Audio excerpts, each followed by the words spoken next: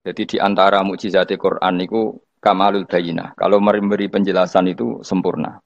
Sehingga ulama mengatakan imanul muqallid, imannya orang-orang yang asal ikut kiai, asal ikut guru, asal ikut buku, itu mukhtalaf alaih. Bahkan saya sendiri cenderung mengatakan iman itu tidak diterima. Karena manusia dibekali akal, inginnya Allah itu dengan akal itu dia punya kepermanenan iman, apa? Punya kepermanenan apa? Iman dan dengan itu dia imannya mujma'aleh, mesti diterima oleh Allah Subhanahu wa taala karena binna dari soheh dengan logika yang benar. Dan logika yang benar itu gampang sekali. Beberapa ulama tentu tahu sekali, bukan sekedar tahu sekali karena itu diajarkan Allah dan Rasul. Misalnya begini, kata Allah, saya kalau baca ayat-ayat ini itu sering nangis karena Allah yang Tuhan itu sebenarnya tidak butuh kita. Seorang lagi, Allah yang Tuhan itu tidak butuh kita. Juga tidak butuh iman kita. Tapi Allah ingin hambanya itu berakal. Ya. Karena agama itu likaumi yakilun. Sehingga berpikirnya benar. Misalnya gini kata Allah.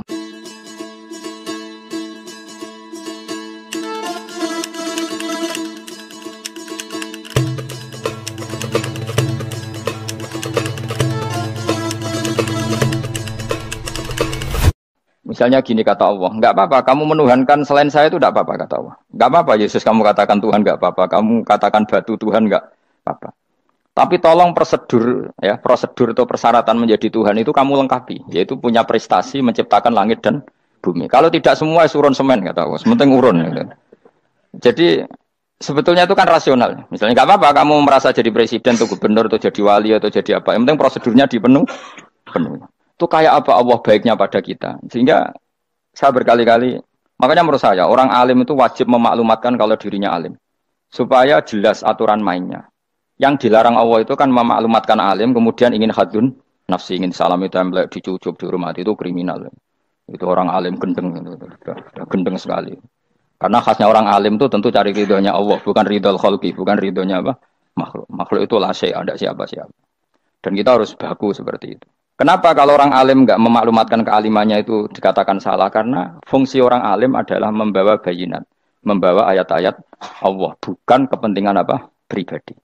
Makanya Rasulullah nanti duka ngendikan idza zuharatil fitanu wal bid'u falyudhiril alim ilmahu wa illa fa'alaihi la'natullah wal malaikati wan nasi ajmain.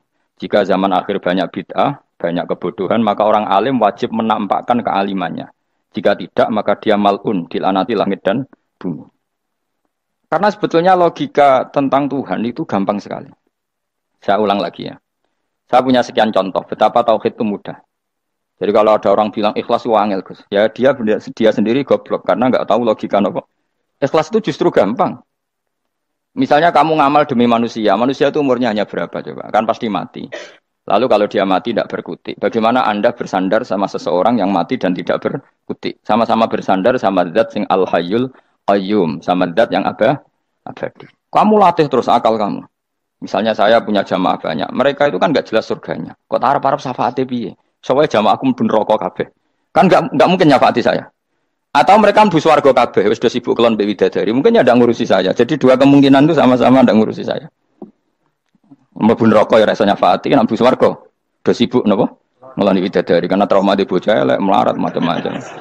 Sehingga kiainya saja wis ora takok Gus Pak nang ndi wis ora takok. Seribet dhewe no. Nah, tentu saya juga sibuk sowan pangeran sudah itu makom saya sudah sibuk sowan pangeran. Kowe pesta seks sing kula sowan pangeran. Wa swargame ayate pokoke inna ansa'na gunna napa? Insa'a faja'alna gunna. Abkaro bar kelon dadi perawan neh berarti keloni seribet. Kula insyaallah melok daftar sing fa amma in kana minal muqarrabin farohu warihan. Jadi surganya muqarrabin itu enggak ada sifatnya. Di situ enggak dibakas bidadari makan-makan enggak, tapi farohu warihan. Satu surga yang sifatnya rohani. Karena enggak bisa disifati. Tapi saya daftar di situ ya hanya beberapa jam. Baru juga bungkon. Sawangane kok karo rasane wong ayu juga keberatan. Ya tapi saya tentu punya dua kelas, supaya punya kartu premium dan ekonomi. Saya enggak tertarik lah daftar yang premium dok nanti repot apa.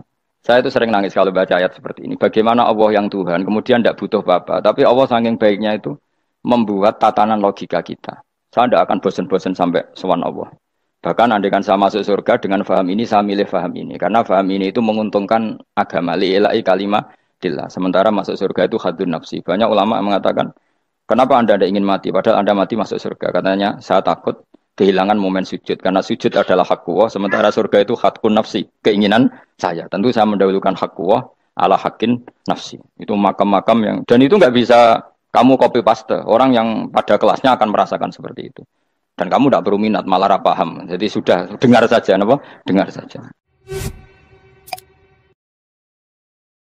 Begini misalnya, saya berkali-kali bilang, kenapa ulama dulu, saya ini kan di Sarang juga ngajar tauhid, dulu saya ngajar kubrul yakiniyat, di beberapa madrasah, termasuk di Sidogiri saya juga ngajar tauhid. Di sini saya ngajar tafsir, tapi yang saya titikkan juga tauhid. Begini, saya hidup di dunia ini, terutama saya memang ingin menerangkan tauhid, sebagaimana Allah menerangkan. Begini ya, Jubair bin Mut'im, saya tidak bosan-bosan cerita ini, Jubair bin Mut'im itu termasuk dahiyatul Arab, cerdas-cerdasnya orang Arab. Dia ditunjuk sebagai negosiator untuk membebaskan Asra Badrin, tawanan perang Badar yang kalah dan ditawan Rasulullah dan para sahabat. Kemudian harus ditebus dengan uang. Oke, disepakati. Terus singkat cerita Jubair bin Mut'im itu datang ke Madinah. Dulu karena tidak ada hotel, tidak ada penginapan, ya memang nginapnya orang musyrik itu di masjid.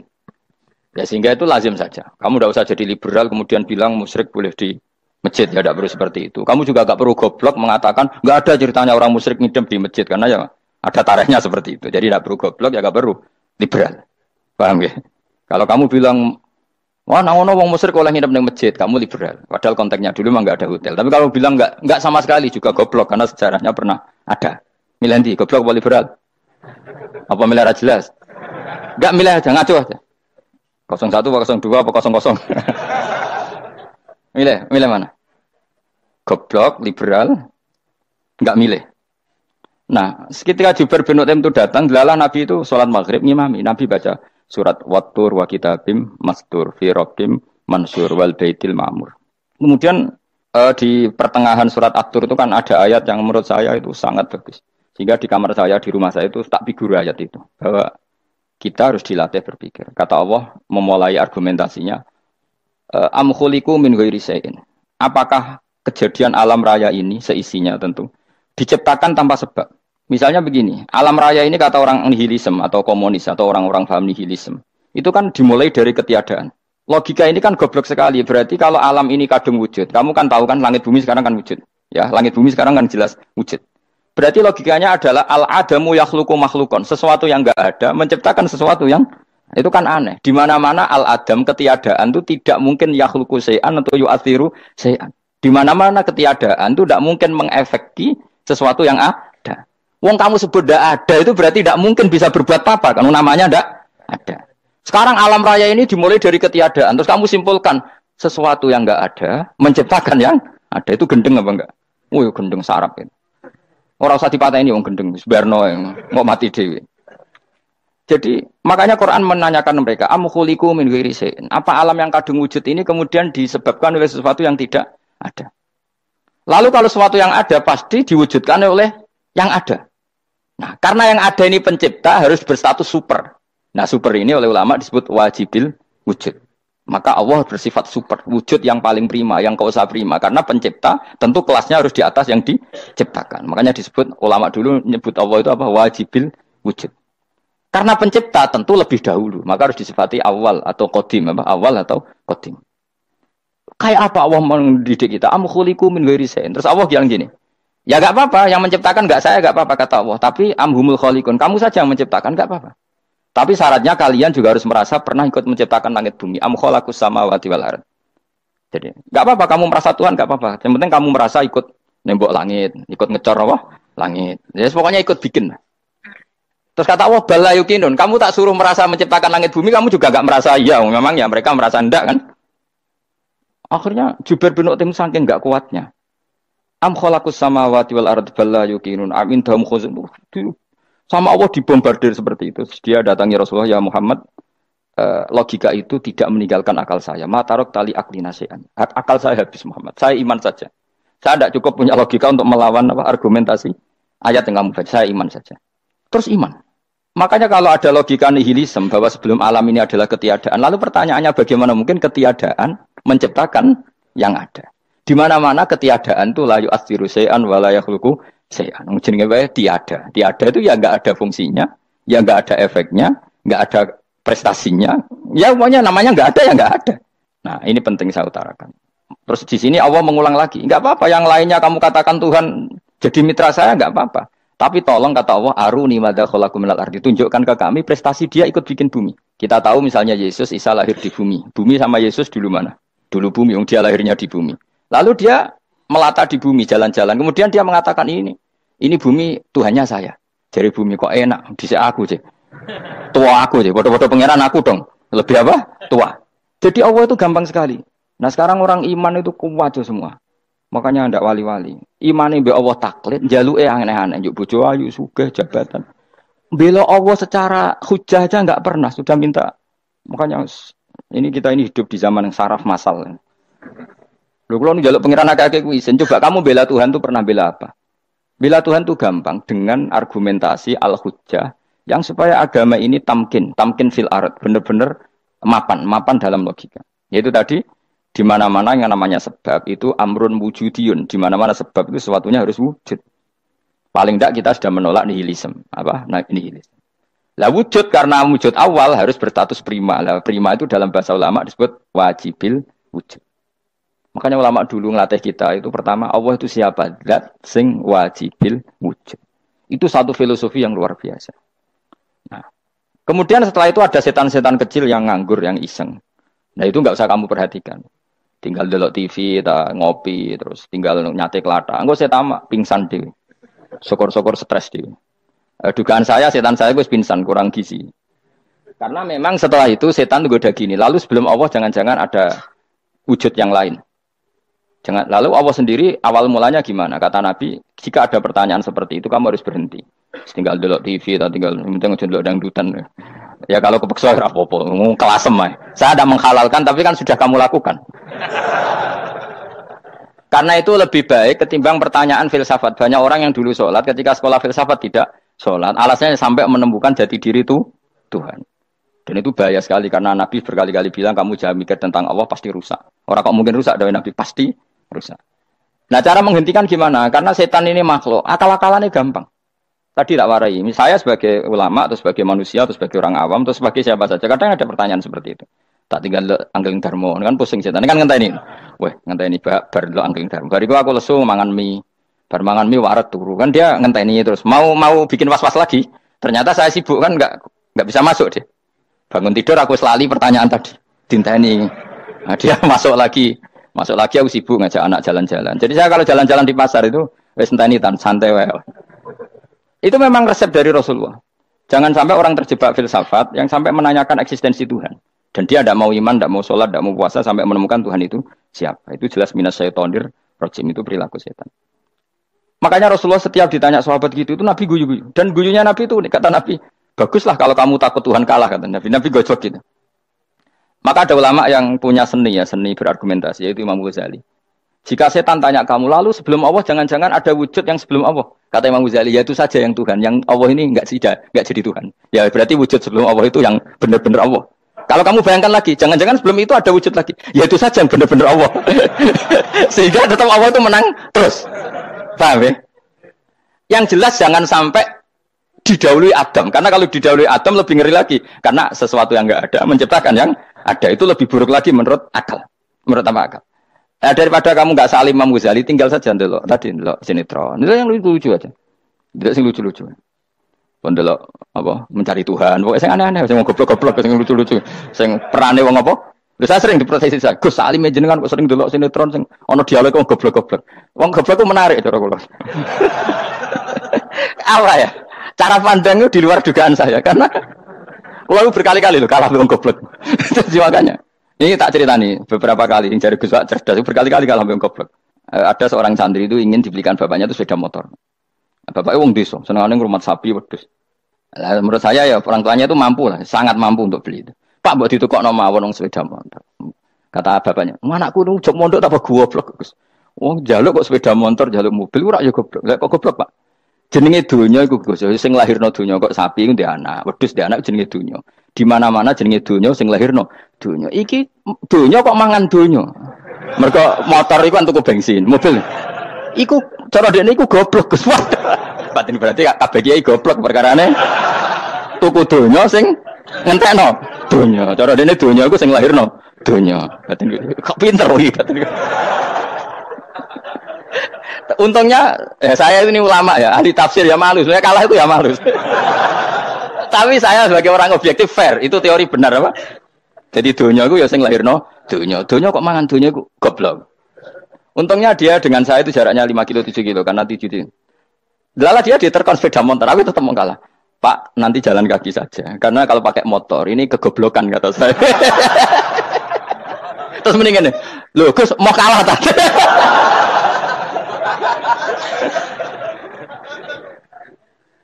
Wah kacau. Singkat cerita dia bersikeras, nggak mau beliin sepeda motor anaknya karena di mana-mana dunia gue sing lahir no dunia, nggak boleh dunia kok mangan. Ini satu kegoblokan yang agak ilmiah tadi.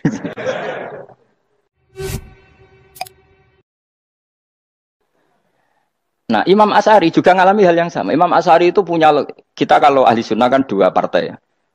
Ya dalam ahli sunnah itu hanya ada 2 partai juga. Kalau nggak Asy'ari ya Maturidi. Ya, dan sama-sama alim. Ya kalau terpaut ya paling 5%, 7% ya. Kealimannya Asy'ari dan Maturidi. Imam Asy'ari itu bikin logika yang jelimet seperti saya sekarang ini. Logikanya jelimet tapi permanen. Jadi yang saya ajarkan tadi itu logika yang jelimet tapi apa? Permanen. Karena tadi alam raya ini kadung wujud. Kalau kadung wujud pasti pewujudnya yang menciptakan wujud pasti adalah kewujudan. Karena al-adam la yu'athiru syai'an. Di mana-mana kenihilan tidak yu'athiru syai'an. Ya sepakat ya, gampang kan? Tentu wujud ini prima disebut wajibil wujud. Lalu Imam Asy'ari itu bersikeras. Kalau imanul muqallid itu tidak diterima. Banyak keberatan ulama, tapi Nabi nyatanya yaktafi bi imanil Arab al-khalina anin nadur. Nabi nyatanya mencukupkan imannya orang-orang Bedui yang mereka itu kayaknya tidak bisa mikir. Ya, Nabi yaktafi bi imanil Arab itu wong desa al-khalina anin nadur yang mereka itu tidak bisa apa? Berpikir. Ingat cerita Imam Asy'ari survei. Coba ayo kita tanya orang-orang kampung. Ternyata kegoblokan orang kampung itu ya ilmiah, masyhur itu. Imam Asy'ari saja harus belajar dari wong awam, wong goblok-goblok. Kita kok ingin ya Badawi bima araf tarobbak. Kowe kok iman be Allah iku bima araf tarobak. Lalu kamu tahu Tuhan kamu atas nama apa? Dengan logika apa? Jawabnya enak. Al-ba'ratu tadullu 'alal ba'ir wa atharul aqdam yadullu 'alal masir. Angger ana tletong ya ana ontane. Angger ana bekas delamakane wong ya ana sing bar liwat. Jadi misalnya ada bekas teracak anjing, berarti anjing habis liwat. Ada bekas apa ular ya berarti ular harus liwat. Ada bekas teracak manusia ya berarti manusia habis liwat. La wa hadzal alam atharun min athari qudratillah. Alam iki bekas, mesti ono sing gawe. Jadi Mas Ari pinter juga, mesti logikane gak jelimet tapi agar ono tletong, ono sapine. Ono teracake wong berarti ono sing bar liwat. Dene ngomong gampang wa asarul aqdam ya dulu alal masir. Nah, terus Imam Asy'ari habis itu ngendikan, ya sudahlah dengan logika apa saja. Meskipun kana zori hadal arabi sebagaimana cara berpikir Bedui ini, sementing ada nazar. Apa ada nazar. Ya natur apa saja. Misalnya orang ahli matematika mungkin bilang angka dimulai dari 1. 0 itu akal-akalane Khawarizm. Mereka ini kebingungan nulis 10. Tapi tetap angka itu dimulai dari 1. Kalau misalnya 1 untuk mecah kesulitan ya harus dimulai 0,1. Tidak bisa 0 tok. Jadi 0 dulu itu untuk mematahkan kalau jumlah itu tidak sampai 1. Tapi faktanya jumlah itu kan pasti 1 karena dimulai dari wajibil wujud. Khawarizm itu ya pintar matematika. Saya juga punya ilmu hisamnya Khawarizm. Itu kan dia karena kebingungan angka pecah. Misalnya 1 tidak sampai 2. Mau tidak mau harus ditulis 1,5 misalnya. Paham ya? Lalu kalau sebelum 1, tetap dia harus 0,5. Lalu hakikat 0,5 itu kan bagian dari wujud apa bagian dari Adam? Tetap bagian dari wujud. Jadi 0,5 itu kan khayal kuliah. Tawari ya. Mungkin saya ada ahli matematika ala wong kampus. Tapi saya tahu Kang, ala Islam itu lebih gampang. Misalnya gini. Sesuatu itu kadang kamu putuskan itu satuannya 1. Tentu ketika separuh kamu katakan baru separuh. Tapi sebetulnya ketika satuan itu kamu katakan 10, yang separuh itu sudah 5. Itu kan terserah sing bagi, no? Terserah sing bagi. Ya iya dong, misalnya 1 juta, 5-nya artinya apa coba? 500 ribu kan. Sekarang kalau 100 ribu, 5-nya jadi berapa? 50. Kalau 1,5 jadi. Nah itu kan terserah satuannya apa? Tapi tetap dari 0,5 itu tetap menunjuk sesuatu yang wujud. Yaitu 5-nya sebetulnya apa? 5 yang separuh tadi. Paham sih kalau maksud? Tetap nggak bisa sesuatu dimulai dari apa? 0. Nah, makanya kata Abdul Hamid Khan kalau dalam mendidik tauhid, itu gampang saja tadi. Alam raya ini kadung maujud. Kalau kadung maujud pasti disebabkan oleh sesuatu yang wujud. Karena wujud pencipta harus berstatus prima. Lah prima ini atau premium ini kita sifati wajibil wujud. Atau kamu katakan apalah kausa prima atau musabibul asbab. Nah kelirunya kita dalam berislam itu, kritiknya para ulama, kita ini nyebut Allah dulu baru menceritakan status Allah. Kalau zaman Nabi itu dibalik. Status wajibil wujud itu kita terangkan dulu, baru yang oleh Islam itu namanya Allah. Paham ya? Kan beda, misalnya gini logikanya gini, kamu ketemu orang ateis. Saya ulang lagi, kamu ketemu orang ateis, terus kamu ditanya, lalu alam ini yang menciptakan siapa? Allah Jalla Jalaluh. Mesti kan tanya, man huwa Allah? Allah itu siapa? Kalau dulu Islam mengajarkan enggak gitu. Surat pertama turun apa coba? Iqra. Iqra itu enggak nyebut kata Allah. Iqra bismi rabbika. Rabbika itu siapa? Alladzi khalaq. Sebutlah nama Tuhan. Yang berhak menyandang Tuhan adalah zat yang pencipta. Itu tidak ada kata Allah. Di surat Mudatsir, surat kedua, ya ayyuhal mudatsir kum fa'anzir wa rabbaka fakabbir. Bukan Allah fakabbir, wa rabbaka fakabbir. Sehingga cara berpikir gini dibalik. Sebutlah Tuhan kamu. Tuhan itu siapa? Yang berstatus Tuhan adalah zat yang berstatus pencipta. Nah, lalu pencipta ini oleh Islam dinamai Allah. Kalau orang ateis kamu langsung bilang Allah, man huwa Allah. Berarti pertanyaannya Allah itu siapa? Lalu kamu jelaskan Allah adalah pencipta. Allah adalah wajibil wujud. Tentu lebih gampang kamu terangkan. Makanya Al-Qur'an menerangkan amkhuliqu min ghairi syai'in. Maknanya saya di sini maknanya ya Allah. Apa? Allah. Apakah mereka diciptakan tanpa pencipta? Tentu setelah Islam tahu itu namanya siapa? Allah. Paham ya? Kalau balen malih. Jadi sebetulnya Quran itu ngajari kita itu ilmu mantik yang luar biasa. Misalnya, ya Yuhannas wa'budu siapa? Rabbakumul ladzi khalaqakum walladzina min qablikum. Sembahlah Tuhan. Tuhan itu siapa? Pencipta kamu dan pencipta orang-orang sebelum kamu. Lalu Tuhan ini oleh Islam dinamai. Tapi kalau langsung kamu bilang ke orang ateis atau orang Uni Soviet, Allah itu Tuhan. Allah itu siapa? Sebab itu di beberapa ayat dijelaskan dulu status Allah. Sifatnya Allah, keakhasan Tuhan. Yang dikatakan Tuhan adalah zat pencipta. Kalau tidak pencipta berarti tidak Tuhan. Sekarang Yesus pencipta bumi apa enggak? Enggak, karena dia lahir sudah di bumi. Begitu juga Fir'aun. Fir'aun itu kalah telak sama Nabi Musa gara-gara logika ini. Ketika Nabi Musa ditanya Fir'aun, wa ma rabbul alamin? Lalu Tuhan itu siapa? Kata Musa, rabbus samawati wal ardi, yang nuhani langit dan bumi. Jadi Fir'aun, enggak. Ma'alim tulakum min ilahin wa irisa, jalan-jalan kemana-mana yang dikatakan Tuhan oleh masyarakat saya. Kurang ajar Fir'aun. Terus kata Musa, ya Tuhanku yang di langit. Terus manggil Haman masyhur, ya Haman ibn Ili surkhalla ali abluhul asbab samawati fa'attali ila ilahi Musa. Haman, bikinan saya piramida yang tinggi, aku akan lihat Tuhannya Musa. Ada enggak di sana? Padahal misalnya munggah tenan nih pangeran ra iso didelok kan repot Nabi Musa. Wah parah ya, nggak piramida nginceng pangeran teprak itu kan. Akhirnya Musa pakai logika. Ya sudah gini saja, Rabbukum wa Rabbu abaikumul awwalin, yang menuhani nenek moyang kamu yang dulu-dulu. Oh itu langsung fabuhita Fir'aun. Fir'aun itu kaget sekaget-kagetnya. Dan para penggawa Fir'aun sadar. Wah kalau Fir'aun yang Tuhan, babanya tanpa Tuhan. Kan Tuhannya balita kan gitu kira-kira. Tuhannya balita. Tuhannya barulah. Itu kan jadi logika yang mematikan. Kalau Fir'aun Tuhan, berarti babanya dulu yang wujud itu tanpa Tuhan. Karena Tuhannya barulah.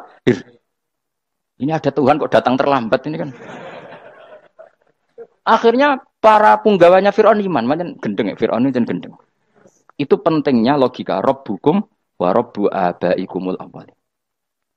Nah sekarang orang tuh nggak belajar logika. Iman bi Allah orang mantep ning ati, ijek iso diguncang setan, jalukane wis aneh-aneh. Jaluk swarga, jaluk gak mutu jare. Gak mutu. Makanya banyak wali kalau ditanya, kamu masuk surga sama sholat milih mana? Milih sholat. Kenapa milih sholat? Di surga itu demi khadun nafsi saya, poya saya. Tapi kalau saya sholat itu untuk hakku. Saya sebagai hamba, identitas kesejatian saya adalah menghamba. Soal nanti Allah bikin bonus surga silahkan. Maka sebenarnya masuk surga itu ada urutannya. Sebagai orang alim saya urutannya adalah berkampanye sesering-seringnya, membuat logika supaya orang mudah ke Allah dan Rasul. Makanya di Quran tuh gak ada orang disuruh masuk surga dulu itu. Ya Tuhan nafsul mutmainnah irji'i ila rabbiki. Kamu kembali ke Tuhan kamu dulu. Bahwa kamu makhluk yang butuh Tuhan. Fadkhuli fi ibadi. Kamu masuklah berstatus hamba dulu. Kesestatusan Anda sebagai hamba ini matangkan dulu.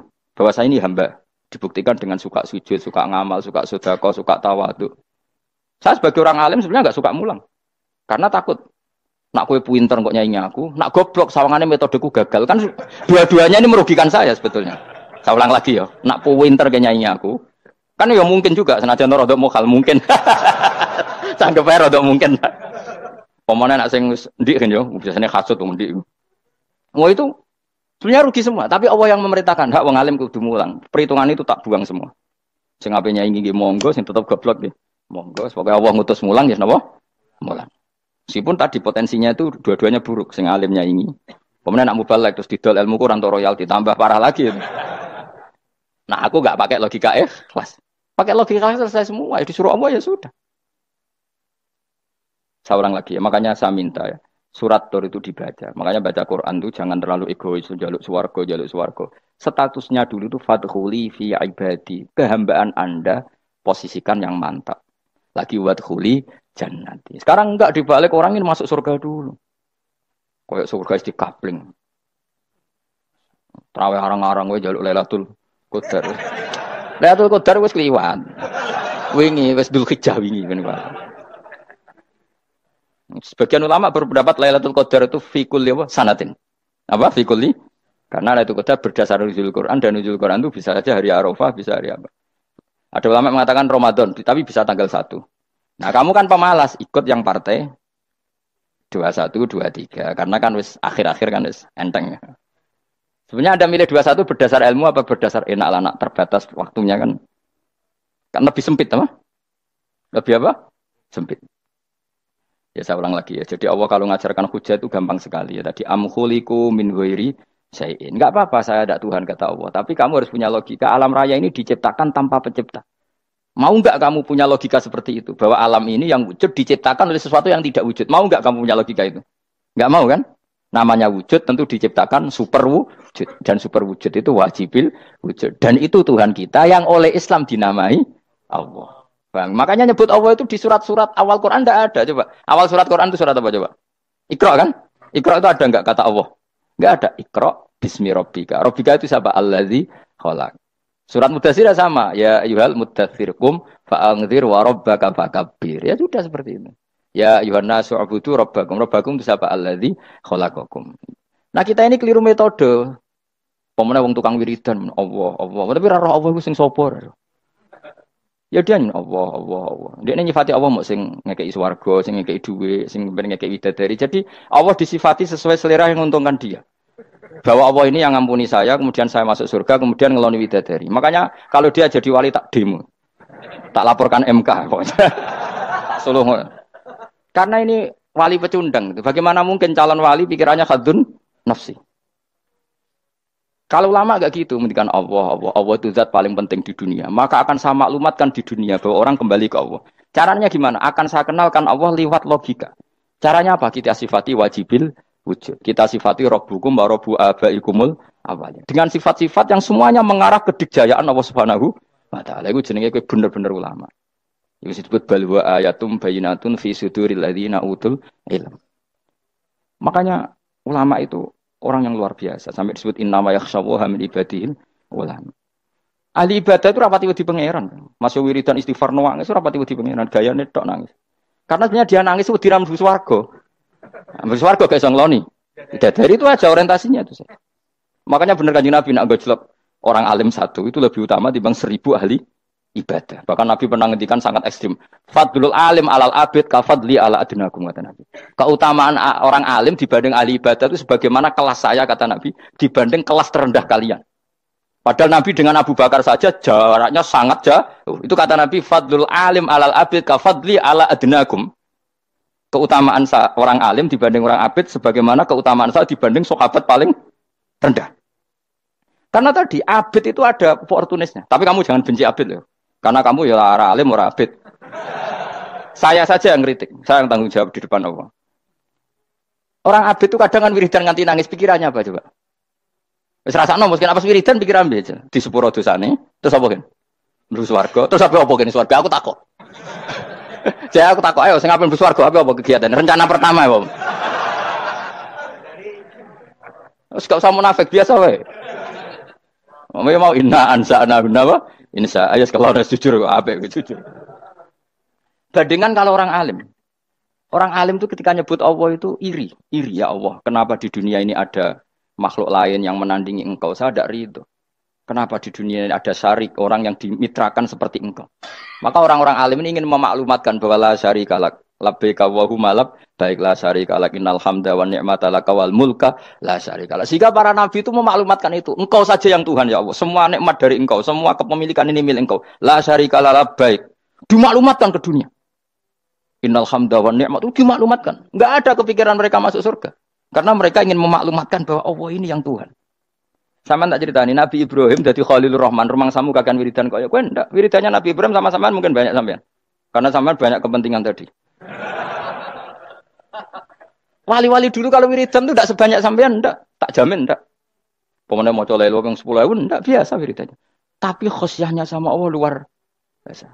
Pertama Nabi Ibrahim diangkat jadi khullah. Khullah itu ya Khalilur Rahman itu. Itu dia wiridannya gini. Ya Allah, innahu la yahzununi alla ara ahadan fil ghairi ya'buduka. Alla ara ahadan fil ardi ya'buduka ghairi. Sama saya hafal tak ini. Memang saya hafalkan. Ya Allah, saya ini susah sekali. Kenapa zat sepenting engkau, kemudian yang menyembah engkau hanya saya? Ini tidak fair. Makhluk yang enggak penting saja punya umat. Makhluk-makhluk yang enggak penting aja jadi pusat perhatian. Misalnya artis atau presiden atau gubernur atau tokoh top. Semuanya jadi presiden. Padahal semuanya itu makhluk yang enggak sepenting engkau. Ini zat yang sepenting engkau, kemudian yang tahu kalau engkau penting hanya saya, ini tidak fair. Nangis dan. Nangis. Ini tidak fair. Innahu la yahzununi alla ara ahadan fil ardi ya'buduka ghairi. Saya ini susah Gusti, susah sesusahnya. Zat sepenting engkau, kemudian yang tahu kalau engkau penting itu hanya saya. Wah, ini tidak fair. Loh, coba kalau orang mencintai sesuatu kan gitu. Misalnya kita bojo ayu, kemudian wong liya kabeh darane elek, mangkel ora? Mangkel enggak? Kamu beli Alphard. Kamu kira itu mobil mewah. Kemudian orang nyejajarkan podo mek keri, mangkel enggak? Semua kenikmatan itu kita nikmat karena itu diakui ya enggak? Wes gunane apa kaya Alphard gawa ning Gunung Kidul. Terus wong darani ngono iku padha mbek keri mbek kejangke mangkel ora kira-kira. Enggak penting mewahnya, ini tetap butuhnya pengakuan.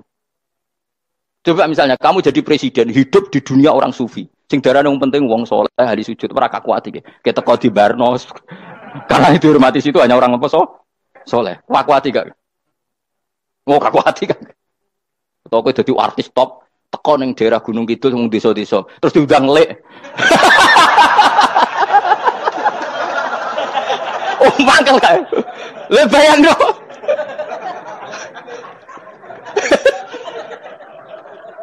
Oh, kamu menteri top, menteri BUMN bareng dolan itu iso diundang le. Mados walang le ngono. Oh mangkel. Karena orang keren itu butuh pengakuan apa? Wes misalnya di bojo ayu terus wong liya kabeh darane eleke mangkel gak? Sebetulnya orang merasa nikmat itu karena pengakuan. Bayangkan andaikan orang itu melihat Alphard itu tidak wow. Orang punya Alphard gagah enggak? Oh enggak gagah. Kalau orang lain enggak bilang apa? Oh. Ya mau misalnya di Gunung desa terus. Orang desa nganggap kamu model tepak terus. Terus saya mau. Badhe numpang wedhus kula angsal Pak. Kagak habis kan. Makanya branded itu harus dimaklumatkan. Nah itu bayangkan Nabi Ibrahim. Zaman itu ada Raja Namrud yang dipuja-puja, ada orang kaya dipuja-puja. Kemudian engkau yang Tuhan, pemilik langit bumi, enggak ada muja-muja engkau. Ini enggak fair ya Allah. Nangis. Orang kok kowe eling pangeran sak jam swarga Gusti. Dasar gak bakat wali.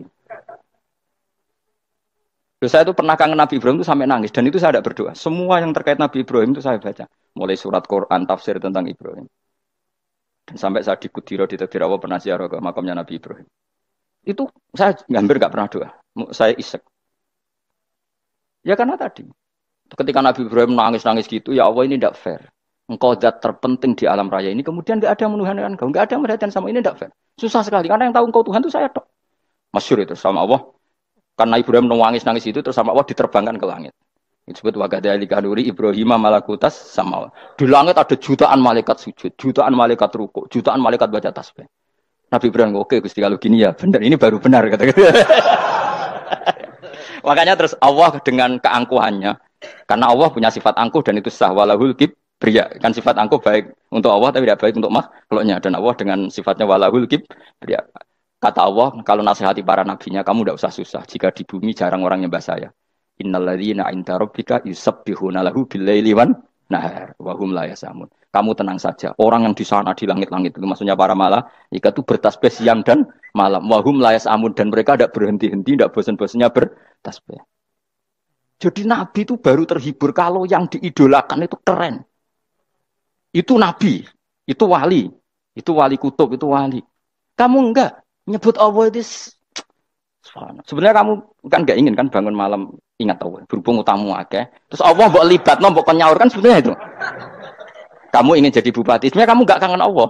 Kamu ingin jadi bupati. Terus Allah mbok jak koalisi kan gitu. Terus malam-malam Allah, ya Allah ini hambamu ya Allah minta ini. Sebenarnya kamu kangen Allah apa kangen keinginan kamu?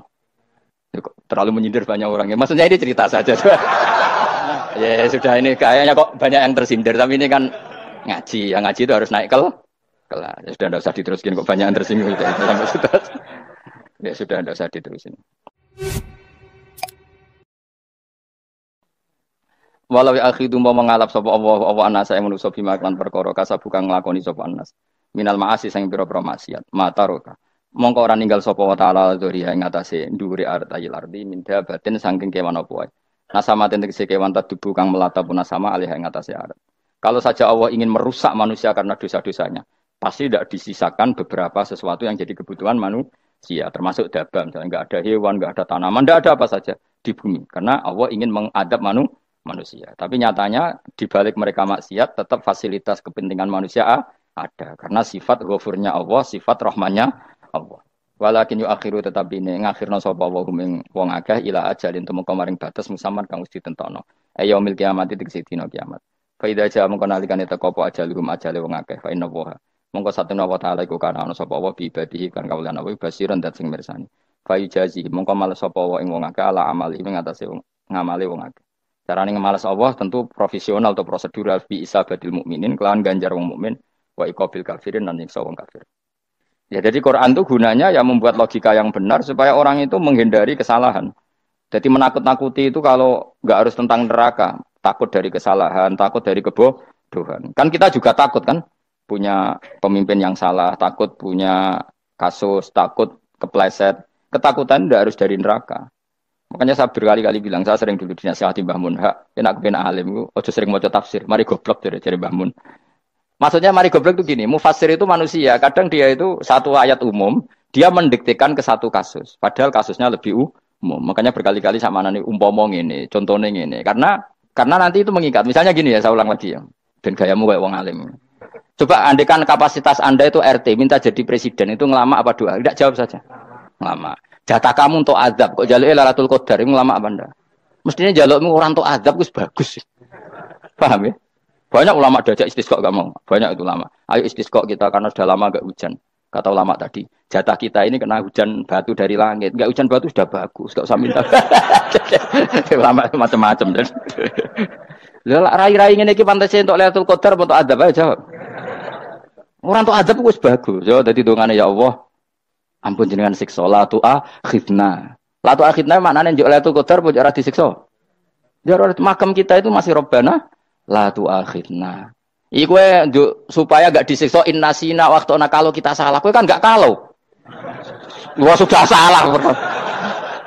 Jadi donga innasina waktu sange apikane pangeran wae ditambahin. Kalau kita salah. Kalau kita kan sudah ada kalau lagi sudah.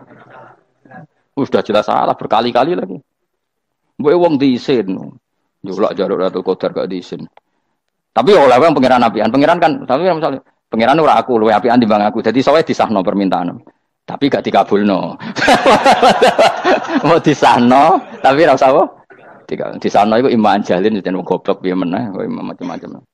Makanya doa paling fair itu ya Rabbana dzalamna anfusana wa lam taghfir lana wa tarhamna lanakunanna. Makom kita itu di sepuro pangeran. Sing bener donga wong traweh-traweh lho ning Tuban ning Jogja wis bener. Apa innaka afuwun karim tuhibbul afwa fa'fu anna. Ora ana guru-guru kita donga, ya Allah anilna lailatul qadar ya Allah. Ka ora saraku kiye kita ora ana ngajarno ngono ya Allah innaka afuwun karim tuhibbul afwa fa'fu anna. Jenengan kandat sing kathah nyepurane lan seneng nyepuro impun jenengan sepuro. Iku wis bagus sudah. Sudah bagus. Ndelok lailatul qadar gresuk ndelok srengenge. Terus ndelok angin. Angin daerah Gunung Kidul banter terus aneh-aneh. Boy wong tahu diri, maksud kula nggih tetep minta Lailatul Qadar tapi tahu diri. Misalnya suwe bar sedekah, poso bar salat 1000 rakaat terus utang si sahur, ambek togo-togo sing mbok dolimi jaluki sepuro. Pas kowe tenan mergo ngrasa ora dolim, nduk Lailatul Qadar. Tapi kira ngrasa ora dolim wis ujub sombong. Wong sombong ora berhak meraih. Lah terus piye Gus? Ora piye biasa wae, pokoke biasa wae. Makom kita ora kena adab itu sudah luar biasa. Ora penuh adab piye. Wis ngene iki luar biasa, napa? Luar biasa. Mun nang ngandel kula, mesti ngene iki keadaan seperti ini terus. Soale dongane wae Rabbana la tu'akhidna in nasina wa akhtana. Itu jadi itu sudah luar biasa. Nah, ini kan teruskan dawuh Mbah Mun ya. Misalnya Allah bilang gini, fattaku, maka takutlah kamu. Biasanya mufasir ditambahi minan nar, maka takutlah kamu masuk. Sebetulnya yang perlu dihindari dari kita, takut itu ya, takut salah, takut bodoh, takut terdolimi, takut mendolimi orang lain, takut hidup tidak ada gunanya. Tapi mufasir tentu milih yang populer, takutlah kamu dari api neraka. Coba misalnya gini, kita nanti masuk surga. Kemudian zaman di dunia kita tidak pernah berkampanye ya, atau berkontribusi untuk agama Allah. Cara saya itu izin. Kata Imam Malik, saya masuk surga. Kemudian orang yang mencintai saya masuk surga itu saya malu. Rasulullah juga gitu. Saya sebagai pemimpin umat, saya malu masuk surga. Dan satu dari umat saya masih masuk neraka. Jadi ulama dulu tuh ketakutannya bukan sekedar masuk neraka. Takut malu, takut bodoh, takut keliru, takut. Saya misalnya nanti masuk surga itu malu dengan saya tidak pernah ngajar tafsir Jalalain. Malu saya. Karena katanya Allah, hak kenapa pun swarga? Terus dibon swarga. Tapi kalau pernah baca tafsir Jalalain kan anak keren nih. Keren artinya saya pernah mengkampanyakan Quran, pernah mengkhidmati Quran, pernah ngitmai kita mengkoya Allah. Saya pernah ngitmai umatnya Rasulullah, yaitu sampean kabeh. Pernah mulang, pernah sowan. Saya tiap bulan sowan jenengan, gak sopan tapi. Mulane kira usah bales sowan rono malah ganggu aneh-aneh. Kadang santri yo pido, wis diulang cek sowan. Orang tuh kiai kalau sudah di rumah tuh milik keluarga biar fair. Bermulang cek assalamualaikum. Terus kiai ini kagok keluargane ku kapan? Boyo mikir bocah ora karo-karuan. Jadi seneng ya di ilmoni, seneng ya di ilmoni. Saya ulang lagi ya. Nah, kata yang ditafsir itu sering tidak mengikat. Makanya kata Mbah Mun, baca tafsir itu dikurangi. Maksudnya dikurangi itu bukan apa-apa. Maksudnya tadi, kalimat yang ditafsir itu tidak mengikat. Yang mengikat itu yang kalimat di Quran. Nah, kalimat Quran itu umum, kenapa? Misalnya gini, Allah lalu gini, ikdilu, kamu harus berbuat adil. Lalu adil itu misalnya mufasir menafsir, adil itu menyamakan di antara dua orang konflik. Misalnya di MK 01 dan 02 dianggap sama, itu namanya adil. Itu kan dawai mufassir. Atau misalnya gini, Allah bilang gini ke saya, hak kan ada di kiai sing adil. Terus adil ditafsiri orang, adil itu menyamakan sesama murid, haknya sama. Nah, tapi bisa saja adil itu di luar itu semua. Misalnya gini, ternyata adil menurut Allah gini, adil maknanya seimbang, apa? Adil itu maknanya apa? Seimbang. Lalu keseimbangan seorang hamba adalah dia ingat Allah lebih banyak. Karena ini bandul yang benar-benar nyata. Allah itu nikmatnya nyata. Sehingga ketika saya sebagai orang alim, ingat saya alim itu karena Allah. Dikasih ilmu Allah, dikasih cerdas Allah. Dikasih semuanya dari Allah. Sehingga saya itu tidak merasa kumuluhur pada kalian. Karena semua ini dari Allah. Kemudian Allah sendiri yang memerintahkan. Ya, kamu harus mengajar. Maka saya ada Arab-Arab salam template sampeyan, penghormatan sampeyan. Apresiasi sampeyan. Karena saya hubungannya hanya dengan Allah Subhanahu. Itu namanya adil, meletakkan sesuatu proporsional. Itu juga adil namanya. Makanya seseorang itu nggak bisa dikatakan abid selagi belum tahu kalau ibadahnya minallah. Jadi misalnya ke ibadah tok, ternyata kamu yakin itu ibadah kamu, amal kamu itu belum abid. Abid hakikat adalah alhamdulillah alladzi hadana li hada wa ma kunna linahtadiya laula anda tahu. Ketika kita sujud yakin ya Allah alhamdulillah jenengan menakdir saya sujud. Saya sholat alhamdulillah engkau menakdir saya sholat. Sehingga minallah dulu, pikiran itu semua kebesaran, kemendahan ini minallah dulu. Baru setelah minallah kita yakin billah. Setelah billah juga yakin ilallah. Misalnya gini ilallah itu. Setelah saya ngajar tafsir Jalalain, kepentingan saya satu. Hamba-hambanya Allah menjadi tambah mencintai Allah. Tidak mencintai saya, enggak penting sama mencintai saya. Makanya Imam Syafi'i tiap ngajar bilang begini. Wadidtu annal khalqa ta'allamu hadal ilma wala yahmadunani. Saya senang kalau kalian belajar fikih sama saya, tapi kamu tidak usah muji saya. Jadikan fikih ini alat taqarrub kamu kepada Allah. Itu namanya minallah wa ilallah. Itu adil. Tapi adil yang dijelaskan ulama beda-beda tadi. Ada mengatakan adil adalah proporsional antara murid, antara keluarga dan murid. Meskipun kamu senang mulang, jangan merantarkan keluarga, itu tidak adil. Itu kan versi, no? Maksudnya Mbah Mun, kamu jangan terjebak versi-versi dalam tafsir. Paham ya? Karena Allah hanya ngendikan i'dilu wa aqrabu. Paham ya? Tapi kan penjelasan adil ini orang versi. Paham ya?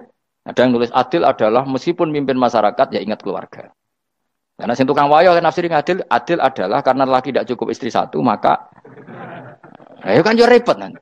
Tapi kalau kadung istrinya 3 atau 4, adil adalah harinya sama meskipun janda dan perawan. Jari sing lanang gak adil adalah proporsional. Sing wis suwi dikumpuli dikurangi. Yang baru ya mungkin kabeh enggak kalau nuruti. Mungkin enggak? Ya, tapi itu kan versi, nama. Maka kata Mbak Mun itu memang saya itu merasakan, saya sebagai mufasir merasakan memang saya kan sering baca Jalalain beda dengan tafsir Munir, nanti beda dengan tafsir Qurtubi. Saya beri contoh misalnya. Dan kamu pasti salah jawab ini. Kalau kamu benar berarti ya alim tenan. Wa idza darabtum fil ardi falaysa 'alaikum junahun an taqsuru minas shalah. Orang kalau pergi itu boleh enggak ngosor salat? Enggak, jawab saja. Boleh kan? Ngosor salat itu apa? Misalnya salat asar 4 jadi berapa? 2. Kalau isya jadi 2. Kalau subuh? Enggak, sudah maju lah. Maghrib? Enggak, kan yang bisa dikosor hanya berapa? Yang rubaiyah, yang apa?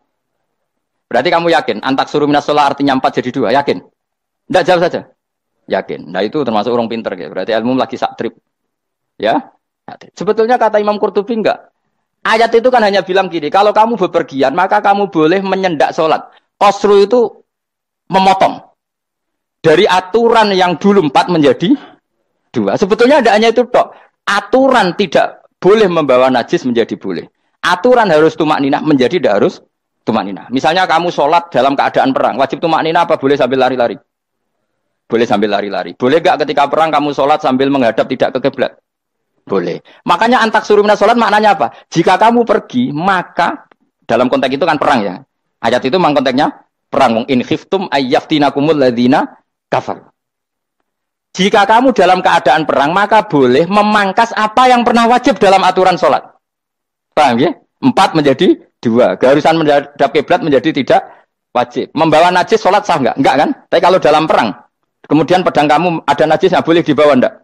Boleh. Jadi maknanya tak suruh a'ammu min ayakuna qasra sholat wa a'ammu min ayakuna wajibati sholat yang sekarang enggak wajib. Semua itu namanya juga meringkas kewajiban. Berarti nak mana nih? Jika kamu dalam keadaan perang, maka boleh memangkas sesuatu yang dulu wajib menjadi tidak wajib. Yang dulu haram menjadi boleh. Tapi mufasir mencontohkan qasru sholat hanya 4 menjadi 2. Dong ya? Oh ya, nanti alim ngono tenan wis dokter tafsir sang. Enggak tak ikui sudah dewe.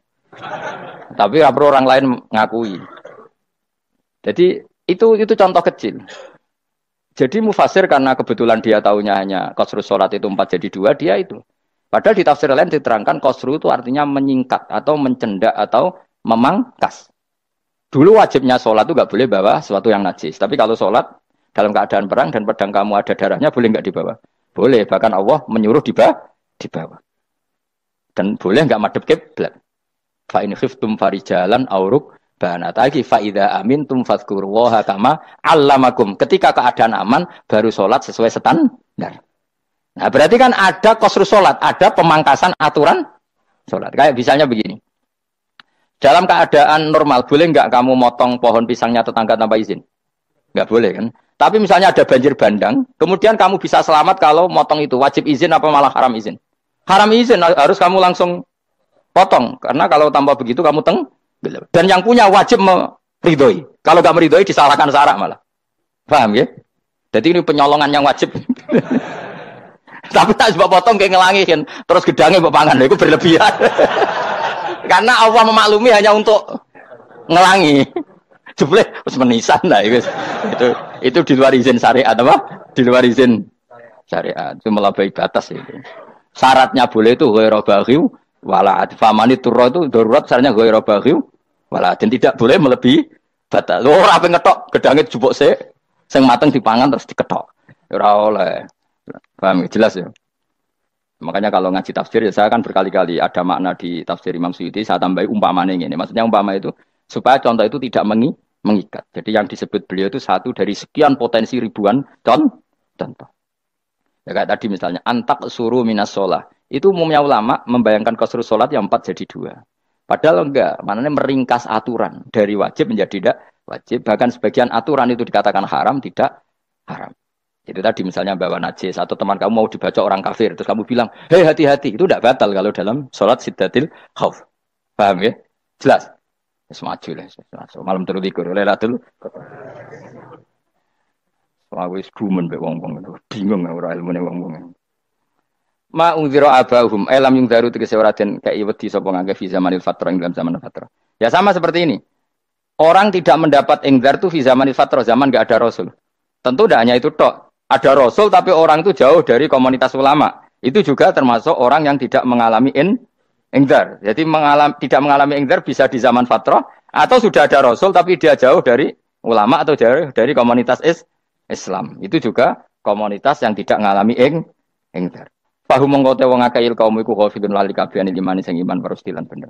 Itu contoh paling gampang itu nak dawuh yai mesti bener itu loh. Kalau kamu ngaji tafsir Jalalain ya Yuhanna subudu rabbakum. An-nasu biasanya ditafsirkan kufaru Mekah, napa? Padahal di situ nas semua manusia apa kafir Mekah?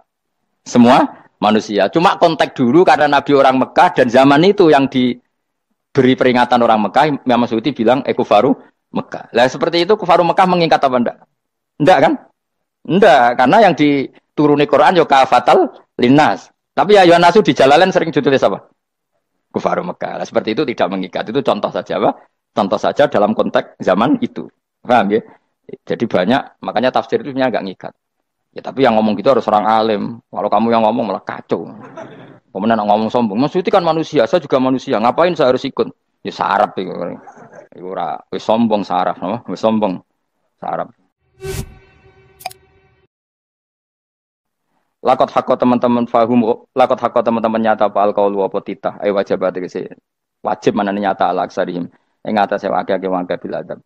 Lakot hakko teman-teman jadi nyata apa alkaulu apa titah anane adab, wajib berarti wajib apa adab al aksarihim bil adab, fahum mengkote wong akeh layu minun ora iman sapa ngakeh, il aksaru tegese utek akeh wong ora iman, zaman iku maksud. Ya maksudnya zaman iku, tapi jengben mboten ngerti. Tapi yang mungkin batu Isa itu semua orang iman, tapi ya banyak yang setelah iman itu tidak bermanfaat lagi karena wis napa matahari terbit dari napa barat khinala yanfa'u nafsan imanuha lam takun amanat min qabl inna sa'atam ing sunu jana ing sun fi anaqihim ing dalem gulu-gulune wong akeh tak gawe aghlalan ing belenggu bi ayu doma gambar bi antu doma gambar sento dewi kumpulno ilaha maring anak apa alai di tangan di anal gel karon sak meneh gil iku yajma'u iso ngumpulno apa gil al yada ing tangan kal unuk maring geger maring napa gulu-guri lho jenenge unuk wong Arab nak darani kene ku unuk nak darani kene ku nakher. Ya cari wong Arab, ya kene ki unuk, kene ki nakher. Lah gulu niku ngeten, tangan ditakok teng napa? Napa? Gulu. Napa jenenge jenenge? Cidok niku cidok niku. Sing guri-guri. Faya mengkote tangan ila aidi kumas muatun ting kupono ila atkoni maring dagu. Niki lho jenenge dagu. Jam udzakonin waya mustama ulahyan. Kumpule dua dagu atau dua wang nek cumanan. Fahu mengkote wong akeh mukmahuna iku dadi bunder sapa wong akeh. Manane rafiuna ngangkat wong akeh usaha ing sirahe wong akeh. Lastatiuna ora iso mampu sapa ngake khawdaha ing ngendekno ruus. Menawa dhewe maksud wa ta iki mutamsilun mu bayangan, mu tamsil gambaran. Mulane kula gumun mbek ulama riyen. Tak contohno ya, nek ulama dhisik top, wong dhisik nak darani bun neraka digludungno.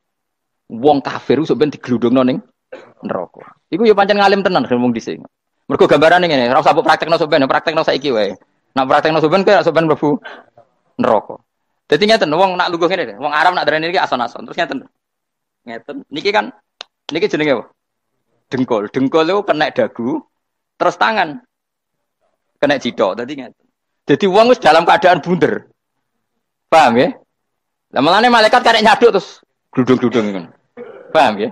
Jadi mergo yo napa? Dengkul nempel dagu, paham ya? Tangan nempel cidok. Terus ditaleni. Paham ya? Terus ya karek gludung dong, malane wong kurang adane bunder apa iku? Oke bayangno saiki sampean ra usah, gak usah mlebu maksudnya, paham ya? Mulane ape mlayu ora iso, wis posisi ngono, paham ya? Sampeyan ra usah delok, maksudnya praktekno saiki. Orang delok lho. Lah dawuh Imam Suyuti wal muradu te kang den kersakno iku annahum sak temne wong akeh la anu nek ora tunduk sapa wong akeh imani maring iman.